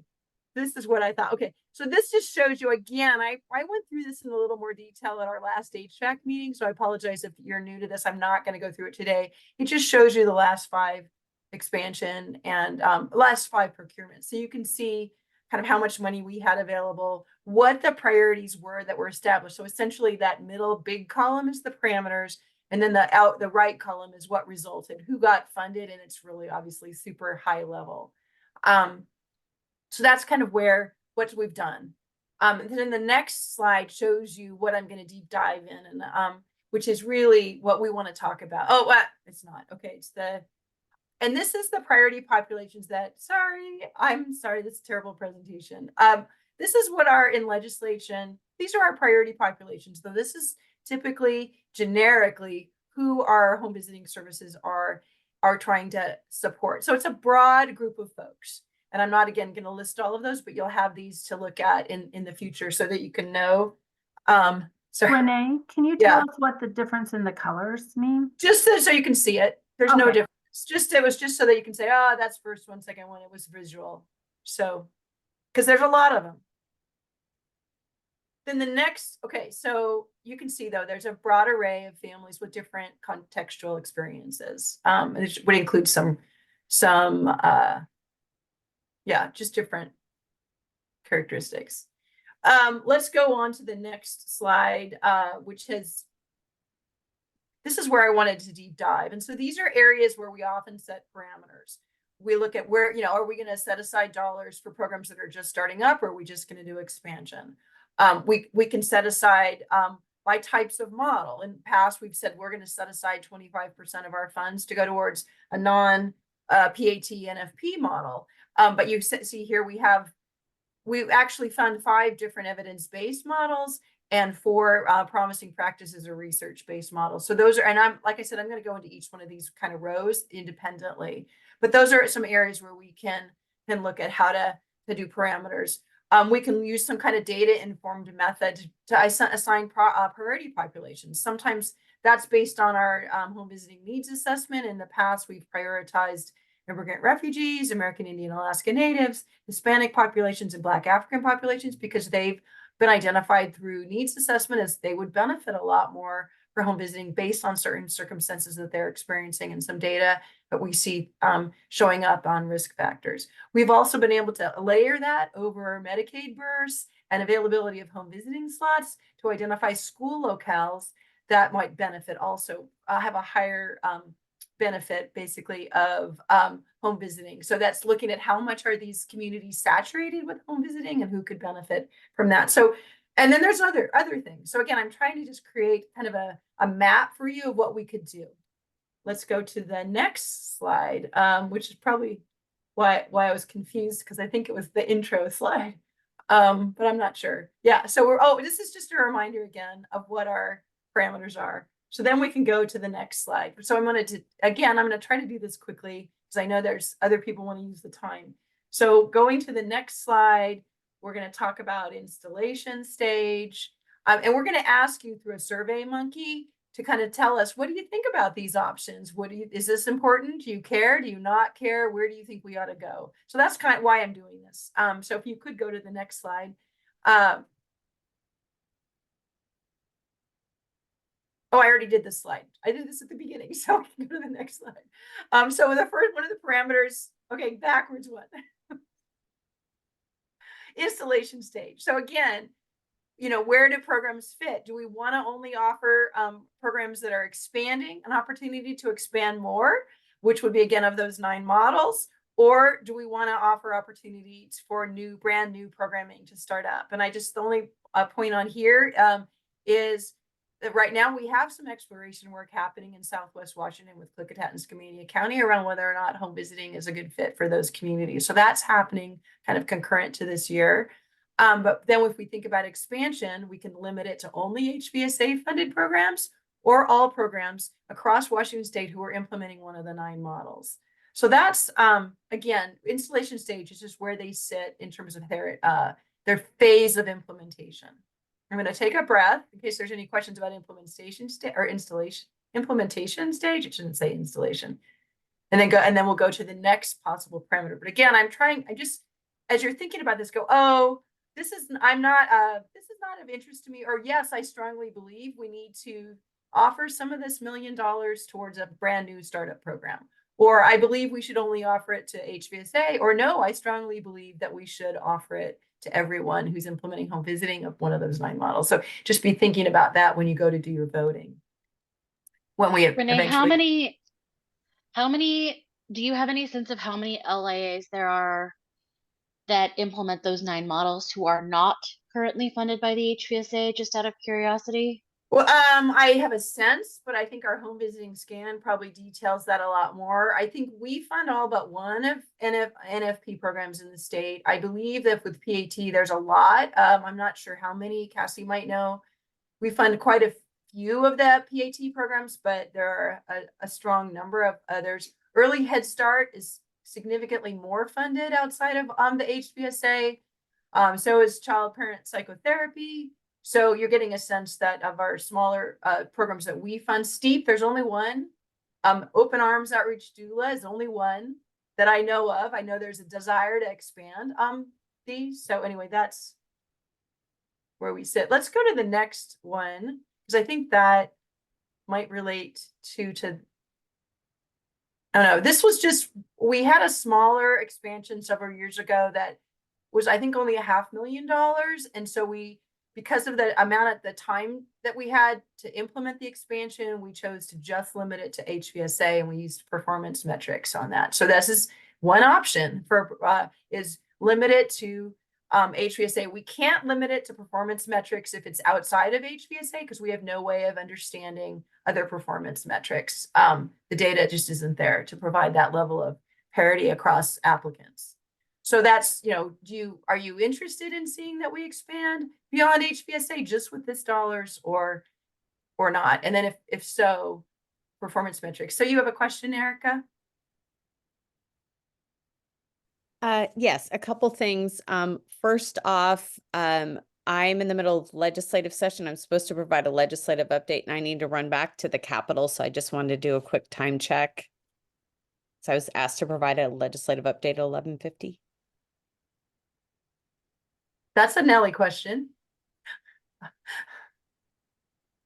So let's pause and switch, because we definitely want to hear from you, Erica. So we'll just I pause. didn't mean to interrupt. I have till about 12:20. So I just wanted to make sure. Yes, I had seen your Okay. I just saw that there was a break, so I also want to make sure people get breaks too.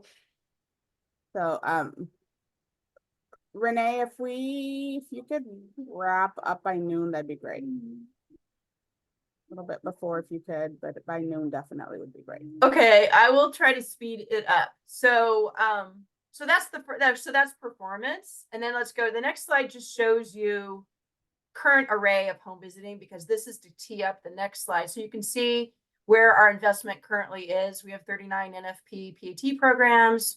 We have 3 other evidence-based. No, we have 4. We have 3. That doesn't make any sense. It should be 6. So, you know, we fund about $1 million for evidence-based, not NFP, PAT, and research-based promising practices. We fund 6 programs at about 2.5 million. So that's to tee up these categories that are on the next slide, which you've seen this before because I shared all of this last month. The next slide says another option for parameters is we set aside a certain portion of the dollars towards a certain category. In the past, we've called it our portfolio models. Well, when we talk about our portfolio models, what we mean by that is our non-NFP PAT. We're really careful about not saying evidence-based, non-evidence-based, because we have these 3 other program models that are also evidence-based, but they're present in the HVSA at a much smaller amount. So those have always been included as having opportunity to expand in a kind of a protected way of saying, okay, at least 25 or 30 or 50% of the dollars would go towards these alternative models that we fund. So that's what that's kind of asking about. And you can limit it. You can say, well, we only want 25% to go to the promising practices research-based category, or we want 25% to go to all models other than NFP, or we don't want that kind of limitation. And I give a range because we don't always get applications in a neat, tidy package that allows us to go 25% or 33%. So if you give us kind of a hard number, it's really hard to force the applications into those categories. But so that's that. Let me go to the next slide, and I'm going to just whip through this. I'm going to apologize for that. It's not, I realize it's a lot, but I think the last 2 real options are focusing on population. So we're not thinking about model. We're not inside of HVSA, outside of HVSA. We're not thinking about installation stage. We're just thinking about who gets served. And we could offer priority to these particular categories of populations because they would benefit from home visiting based on our data. So is that something that resonates with you? So, and then the next category really, and the other thing I wanted, I have an asterisk next to African American, Alaska Native, and Black African, because those 2 groups are also identified as having disproportionately higher involvement in the child welfare system. So that we could even limit it. We could limit the populations to that kind of criteria as well. And then finally, last one really is again on geographic. So really prioritizing geography. And there's the next slide would just say, you know, are we going to prioritize communities based on their involvement in child welfare, or based on having higher levels of kind of associated prevalence of risk factors and fewer home visiting slots? So that's using geography kind of coupled, that's informed by these needs assessment works. So anyway, I think that, and then the last slide just has to do with, it's a technicality, it's an implementation approach to prioritization, which means we either say you're only eligible to apply if you're going to meet these parameters, as opposed to we give you priority points if you meet these parameters. Basically, this option B down here is, we're going to open up to anything, but we give you more points associated with some of the parameters that we identify as priority, recognizing that you get a wider pool of application, but that doesn't assure that those priorities will be met in the process. So a really strong application could come in that doesn't have any of those priorities that, you know, is hard to say no to. So so I just wanted to show you that's kind of the thinking behind what goes into building a procurement. And we wanted some of your advisement on this, not knowing kind of where we're going in the future. So, if we had more time, I think my next slide is other. We were open to thinking, do you have other ideas for parameters that we would love to hear your ideas? So, But we are gonna poll you on all of that through, I think, the Survey Monkey poll. So anyway, 2 minutes for questions or concerns or thoughts, and hopefully that gives Erica enough time.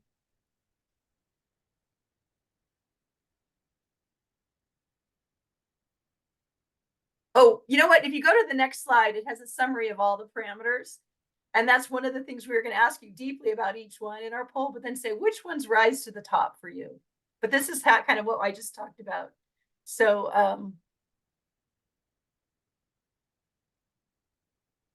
and then the last slide just shows you our distribution of slots geographically. That was good, Renee. Thanks. Yeah. And again, it is a ton of information to sort through. You will get the slides that you can refer back to with the survey as well. And as usual, if there are questions that come up as you're making your way through that, please feel free to reach out to Renee with any questions or anything that comes up as you're making your way through the survey. So just want to give you 1 or 2 minutes to get up and stretch, and it'll give us a chance to kind of switch gears and move into update. So it is 12 on the dot right now. So 12:03, if we can kind of come back, it gives you a chance just to take a deep breath, get up and stretch. If you had not had a chance to kind of do any of that. So the slide says 10 minutes. We're not going to take 10 minutes. Please be back at 12:03. It's 12 right now. So we'll see you in 3 minutes. Just a 3-minute stretch break. Thank you.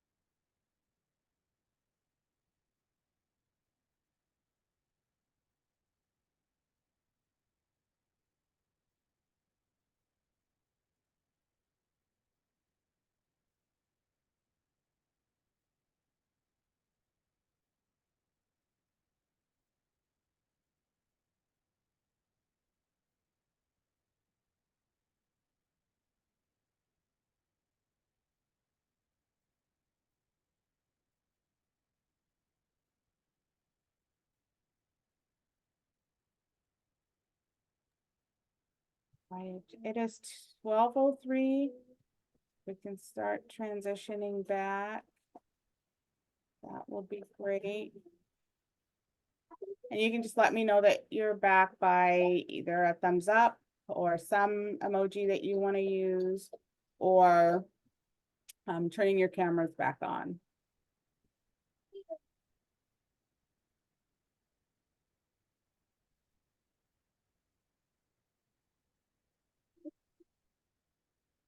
And Emily, I love how you changed that from a 10 to a 3. I'm loving that. I'm gonna have to borrow that from you. That was quick thinking. Love it. No, I just have to remember how to make it go away from the screen. There we go. There, you got it. You got it. Okay, so we're gonna move into, can you advance, keep going? Keep going. We're gonna move to the Is it after? going, yep, keep going. Am I going the wrong way? I think I'm going the wrong way. You're going the wrong way. You were going the right, there you go. There, keep going, keep going, keep going, keep going. Keep going. You're going backwards. Oh, okay. Okay, sorry. It took me a minute to catch that too. I'm like, wait a minute, I think we're going backwards. It's my life right now. Keep going. We're gonna go to the updates. Keep going, going, going.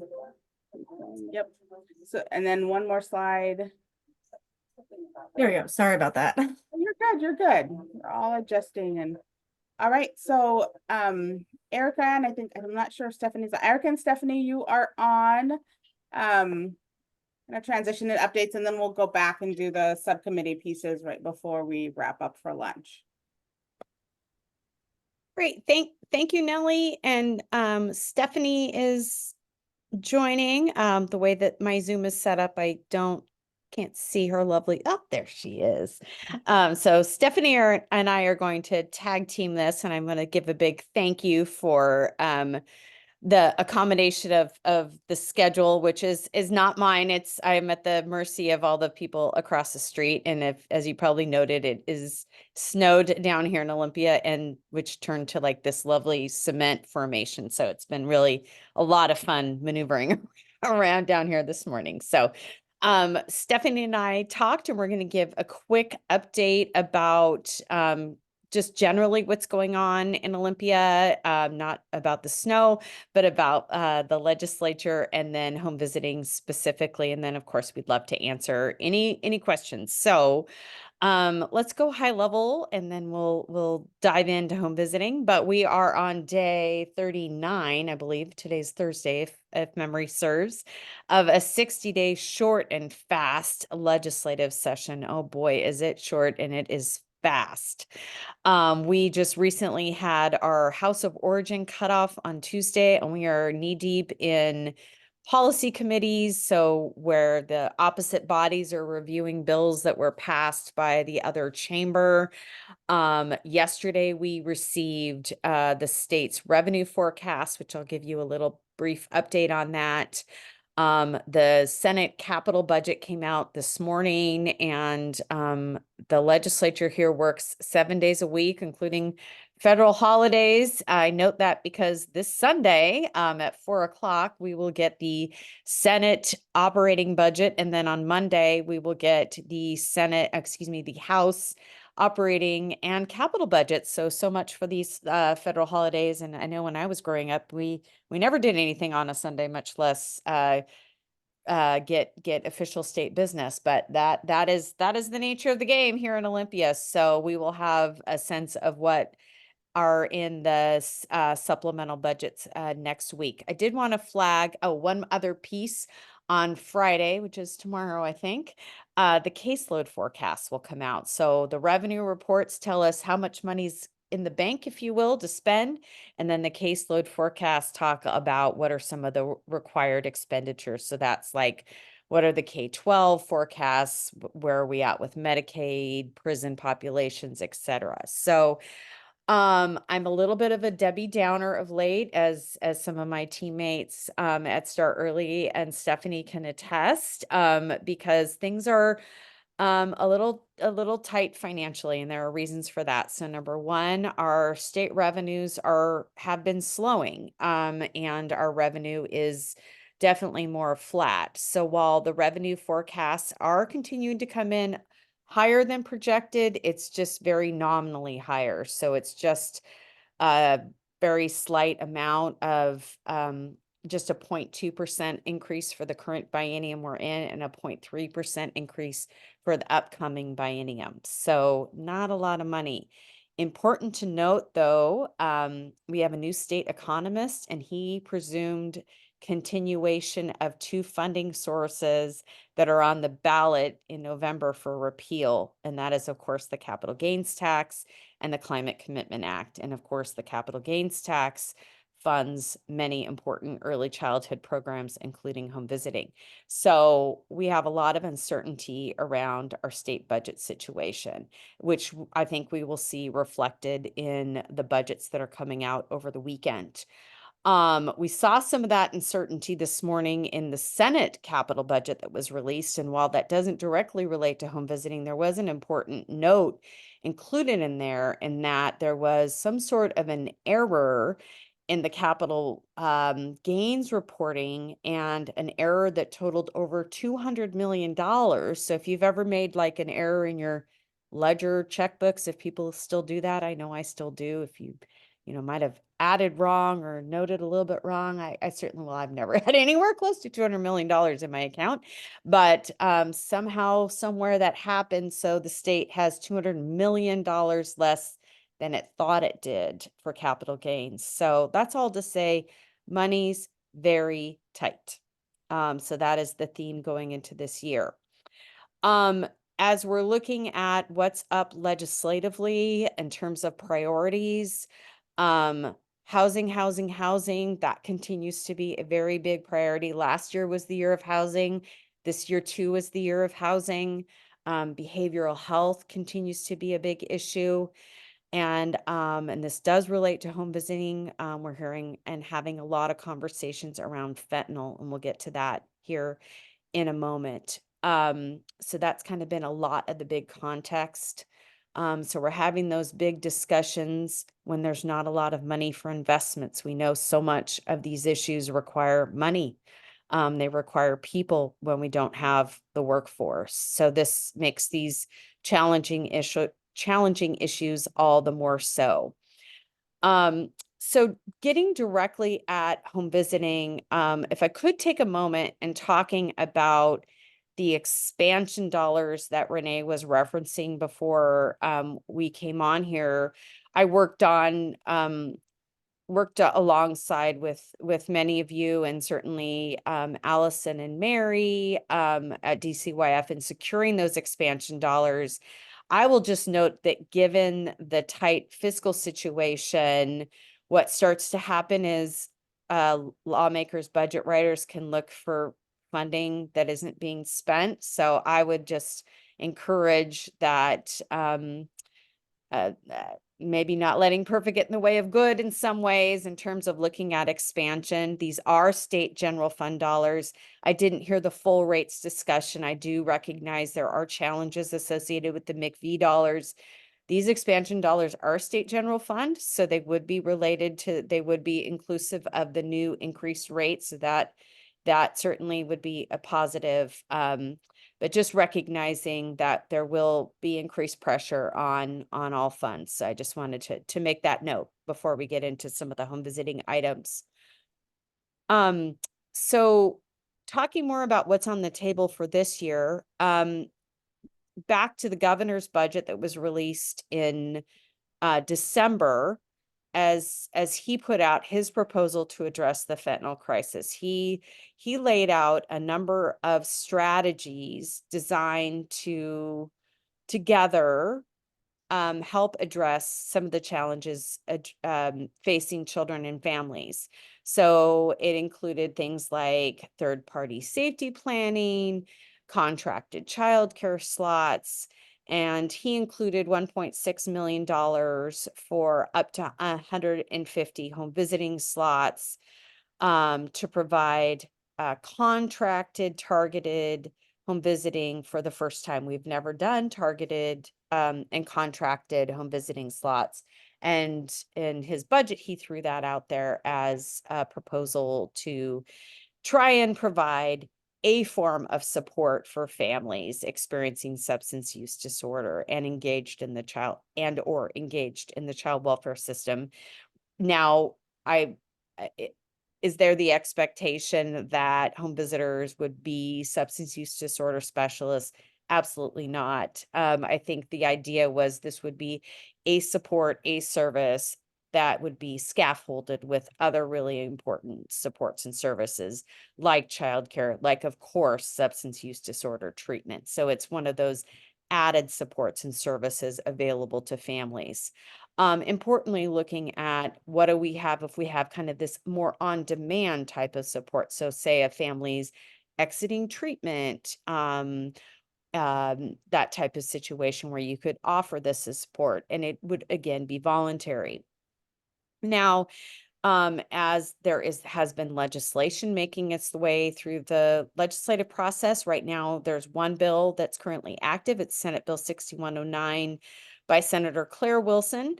And that too picks up the proposal to include home visiting as one of the strategies to support families. It is making its way through the process. It was heard yesterday in the House Human Services Committee. We expect funding to be included for that in the Senate budget that's released on Sunday. It also, the language, it doesn't have a specific number of families to be served because it would be in statute. It does say the rate would be at the rate set for other home visiting programs. I think I'll pause there. Stephanie, I talked for way too long. Do you want to add on, please? You're totally fine. And you said everything that anyone is interested in hearing. For folks who don't know me, I'm Steph Budris. I'm on the Gov Affairs team at DCYF, and filling in for Mary Sprudy-Garland in her absence. So Erica probably hit all the high points, so I'll leave time for questions. And then the only additional thing I have to add is that we're holding a webinar on the 26th at 2 p.m. Allison, our Director of Public Affairs, and folks on our budget team will be walking through the comparison of the House budget, Senate budget, and Governor's budget. And so I want to make sure that you all know about that. The CE team has the invite, so they'll make sure that gets forwarded to you. And I will leave space for questions at this point.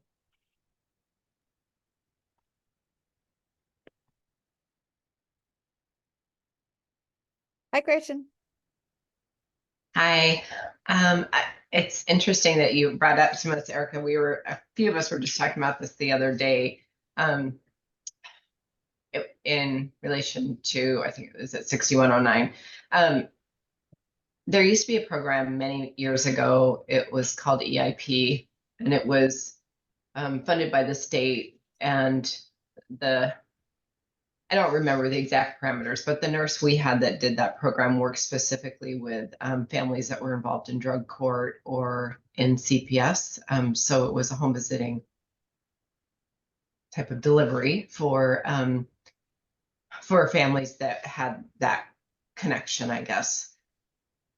I know when they call out home visiting, maybe they're not getting into the details, and maybe this is a question for DCYF. Back at this time, it was under DSHS. So just throwing that out there, because one thing that I think what I was talking to someone about is like with House Bill 1227, like the pendulum kind of swung so far that we forgot to put in a safety net. So with, most of our evidence-based home visiting models, they're voluntary, and they're meant to be voluntary, right? So I don't know. I think it's just having something there for families that might have involvement in CPS that is a little different than what the way most of the HVSA programs are set up right now.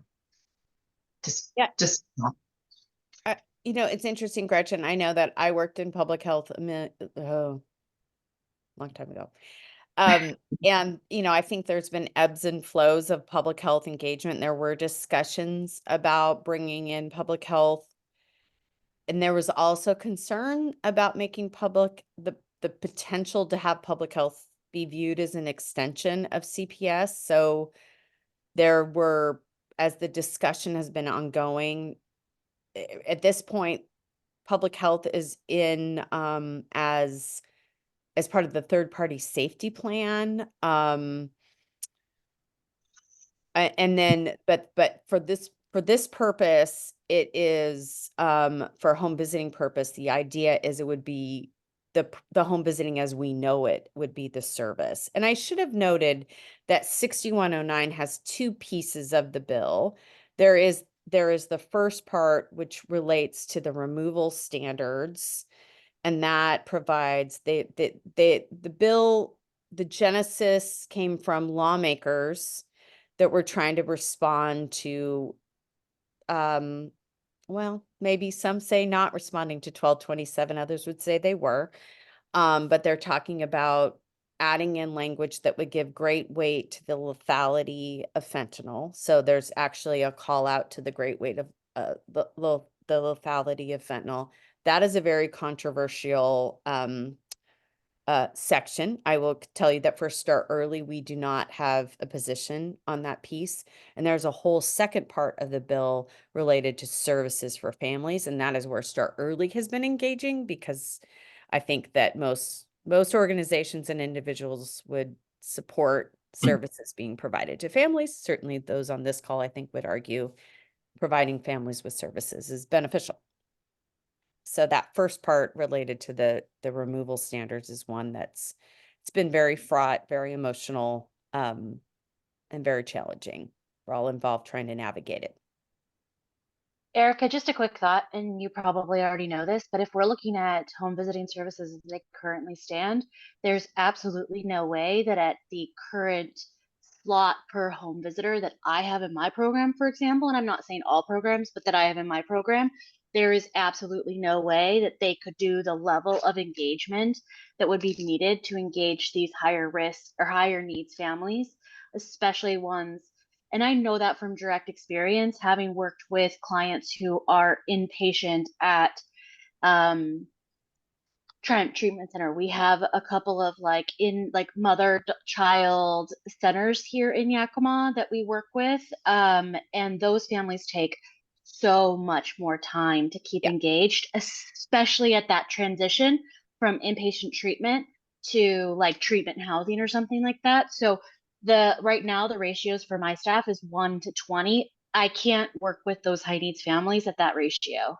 And I think that's in part why there's the talk about having it be the contracted slots, right? So the idea is so A would be an application. So programs could opt in. You don't have to necessarily decide. So the idea is you'd be compensated. So you'd be able to maybe offset that part too, so you'd be able to have a lower ratio. And there's flexibility. The criteria for referral would also be developed. So there's a lot of exploration identified here too, and at the higher rate. But I hear you too. Those are all good points.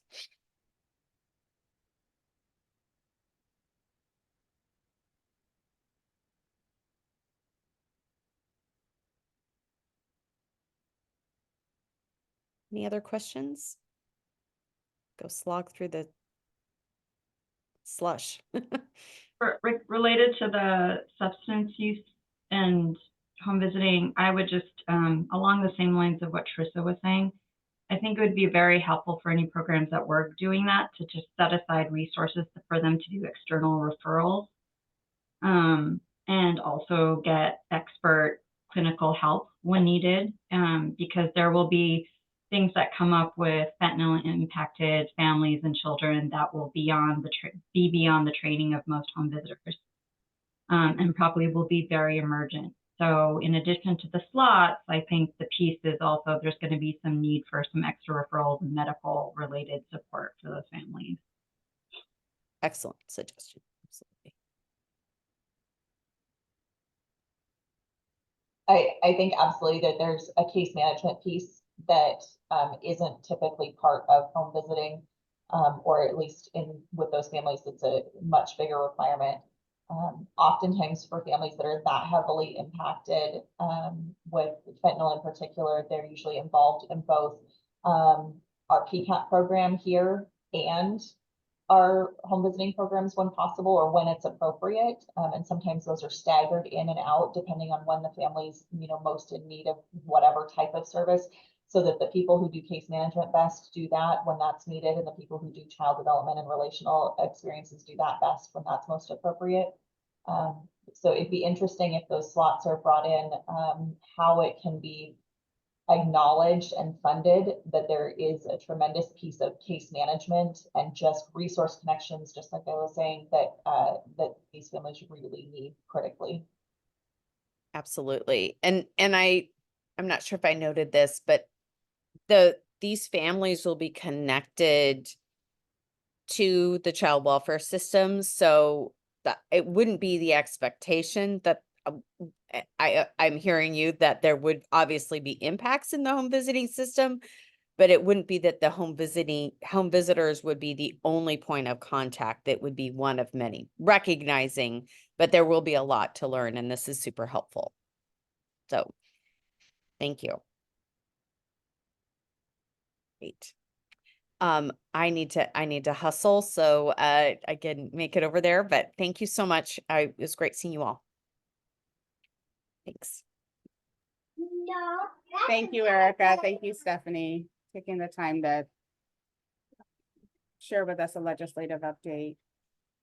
So we've got a couple minutes left in our time together. So we're gonna go back and do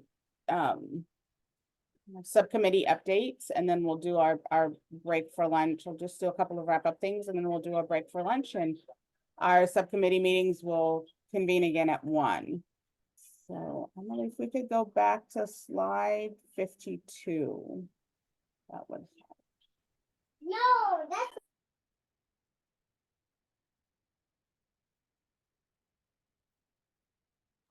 Just the next slide, and I think we're starting with you, Neem.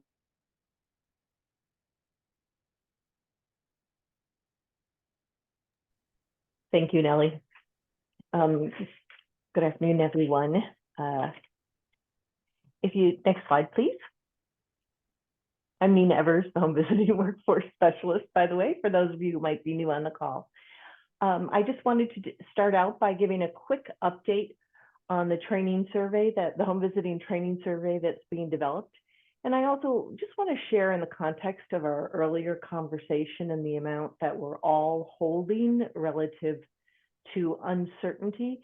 Part of the survey, the purpose of the survey was for us to continue to work on HVAC recommendations, knowing that at this time that this was not really an ideal time to be engaging the workforce and adding additional labor of time on the plates.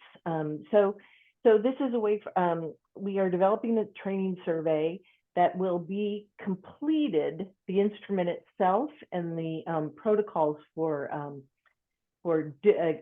implementing the training will be completed at June 30th of this year, with a plan to implement it in state fiscal year 25.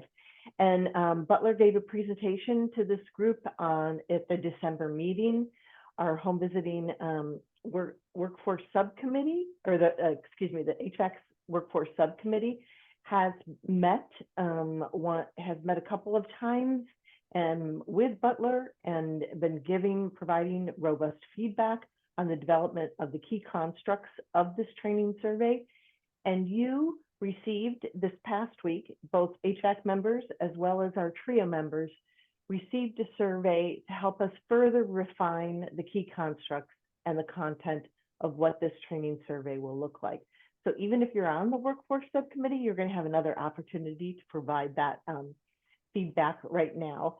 And we're on target with the planning for what we're doing. And I will also be reaching out to 4 to 5 different teams that reflect sort of the depth and breadth of our programming, to see if they want to participate in an interview with Butler to help us again refine these constructs. And then in April, we will be going back to supervisors via the office hours to get more robust feedback on the finalization of this training survey. So we're getting, again, this is for us, this training survey is not to be the feedback that the workforce gives us on training and professional development. It is meant to help us during this period to actually refine and identify the key themes that we can start to engage the workforce with, thereby minimizing the labor of participating in this for all. So that's on the horizon. I encourage you to fill it out. It's a simple thing to do, and it's kind of fun to do the rating thing at the end. It is something that can be completed and done, and it will go directly to Butler, and you'll be asked your name, but that is not information that is shared with DCYF in any way. Everything's shared with us in a de-identified manner. It's more for quantifying how much feedback we're getting from different sources. So that's that. And then today in the HVAC and the workforce subcommittee meeting, next slide, please.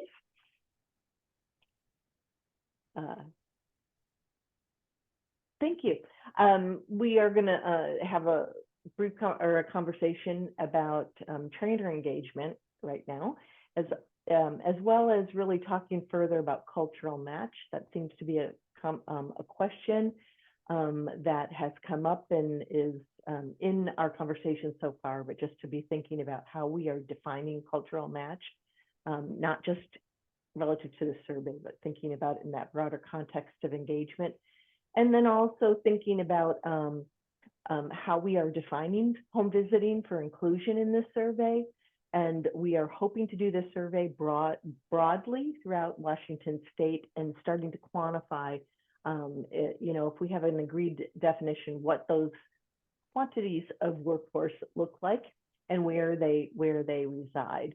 And then I just want to say subcommittee next steps here, but I want to celebrate the work of the workforce subcommittee that has been really robust this past year, and that even as we have increased the number of HVAC meetings on an annual basis, many of you are showing up in the months in between to help develop this survey and to help develop the planning for the workforce development recommendations engagement process, which that engagement process will really also include families and communities.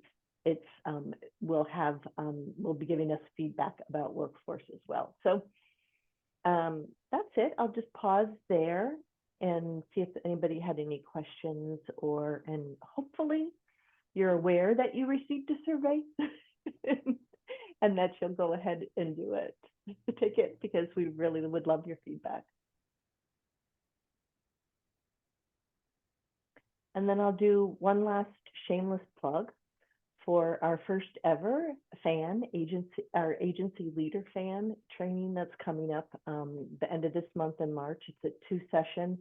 And I just wanted to share that the timing of it is not sort of coincidental. We've really been thinking about for some time about wanting to engage leaders in a conversation about their own well-being and how and the well-being at an organizational level. And so this fan is really to share those same concepts at the leadership level with LIAs, in the hopes that it supports folks on an ongoing basis, and that maybe it will be another tool to use during this time as well, as we are all having a period of uncertainty with regards to the rates conversation and contracting moving forward. So now I'm done and can answer if anybody has a question.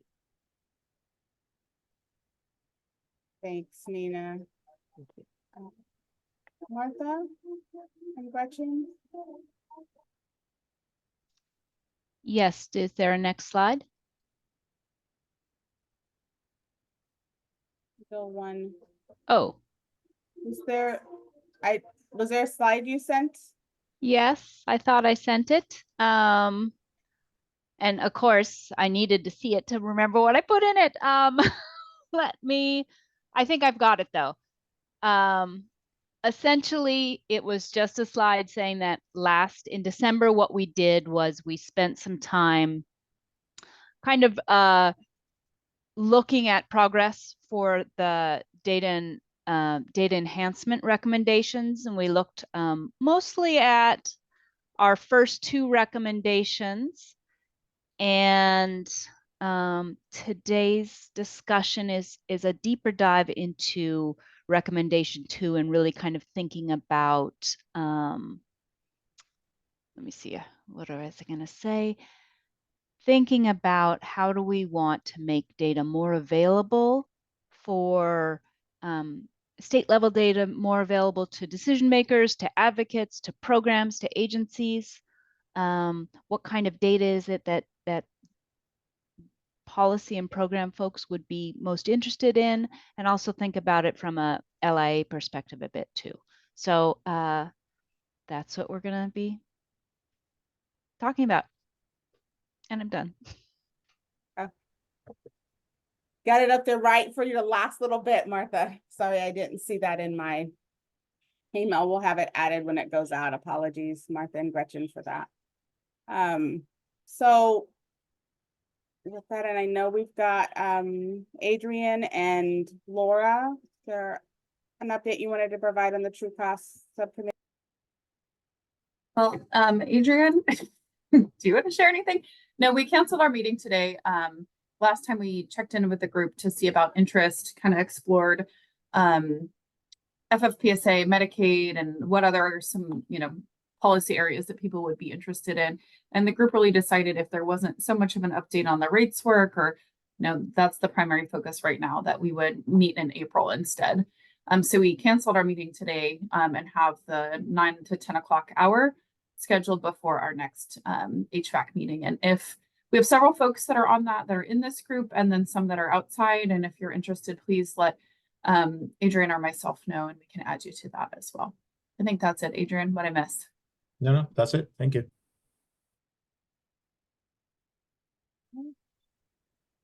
Well, thank you all. That wraps up our kind of business meeting for HVAC. We've got our subcommittees that are coming up. The subcommittee for workforce development and data evaluation. Now we've got to clean up these lists a little bit. I'm seeing, as I'm noticing right now, I didn't notice before, that we have some people who may not be in the subcommittee. So we'll get those cleaned up for next time. And I thank you so much for those of you who are logging off and are not planning to attend the subcommittees. Thank you for taking the time this morning. I know we covered a lot of information and a lot of very heavy information, and probably will be sitting with you here for the next little bit. So again, if things come up for you, if you have questions, if you have concerns, please do not hesitate to reach out. You can reach out to me, you can reach out to Renee, you can reach out to Laura with any questions that you might have.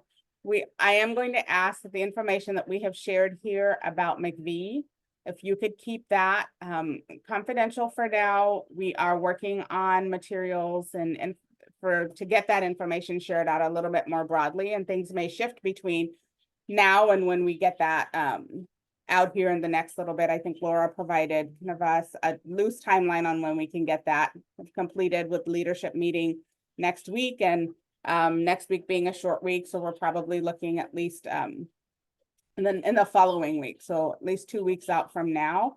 So again, please, this is our opportunity to include some ability to think beyond ourselves about what we should be considering and kind of what the impact will be.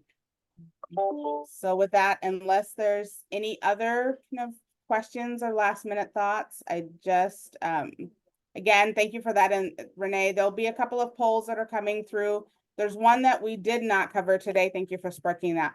There was a poll that went out about where we wanted to focus our time in regards to values and goals. And there was not a lot of response there. We had 4 individuals who responded. So do need more of you to respond to that so we can help structure that conversation. And again, we know everybody's busy and has a variety of different things going on. But if we could get responses as some things come out, it helps us plan for our next meeting. So you should see in your follow-up kind of email to this meeting, all of the slides that we shared today. There'll be a survey monkey. There'll be 2 survey monkeys, one related to our values and our goals and one related to expansion parameters. So keep a lookout for those in your email. Again, we're not going to shut down this link.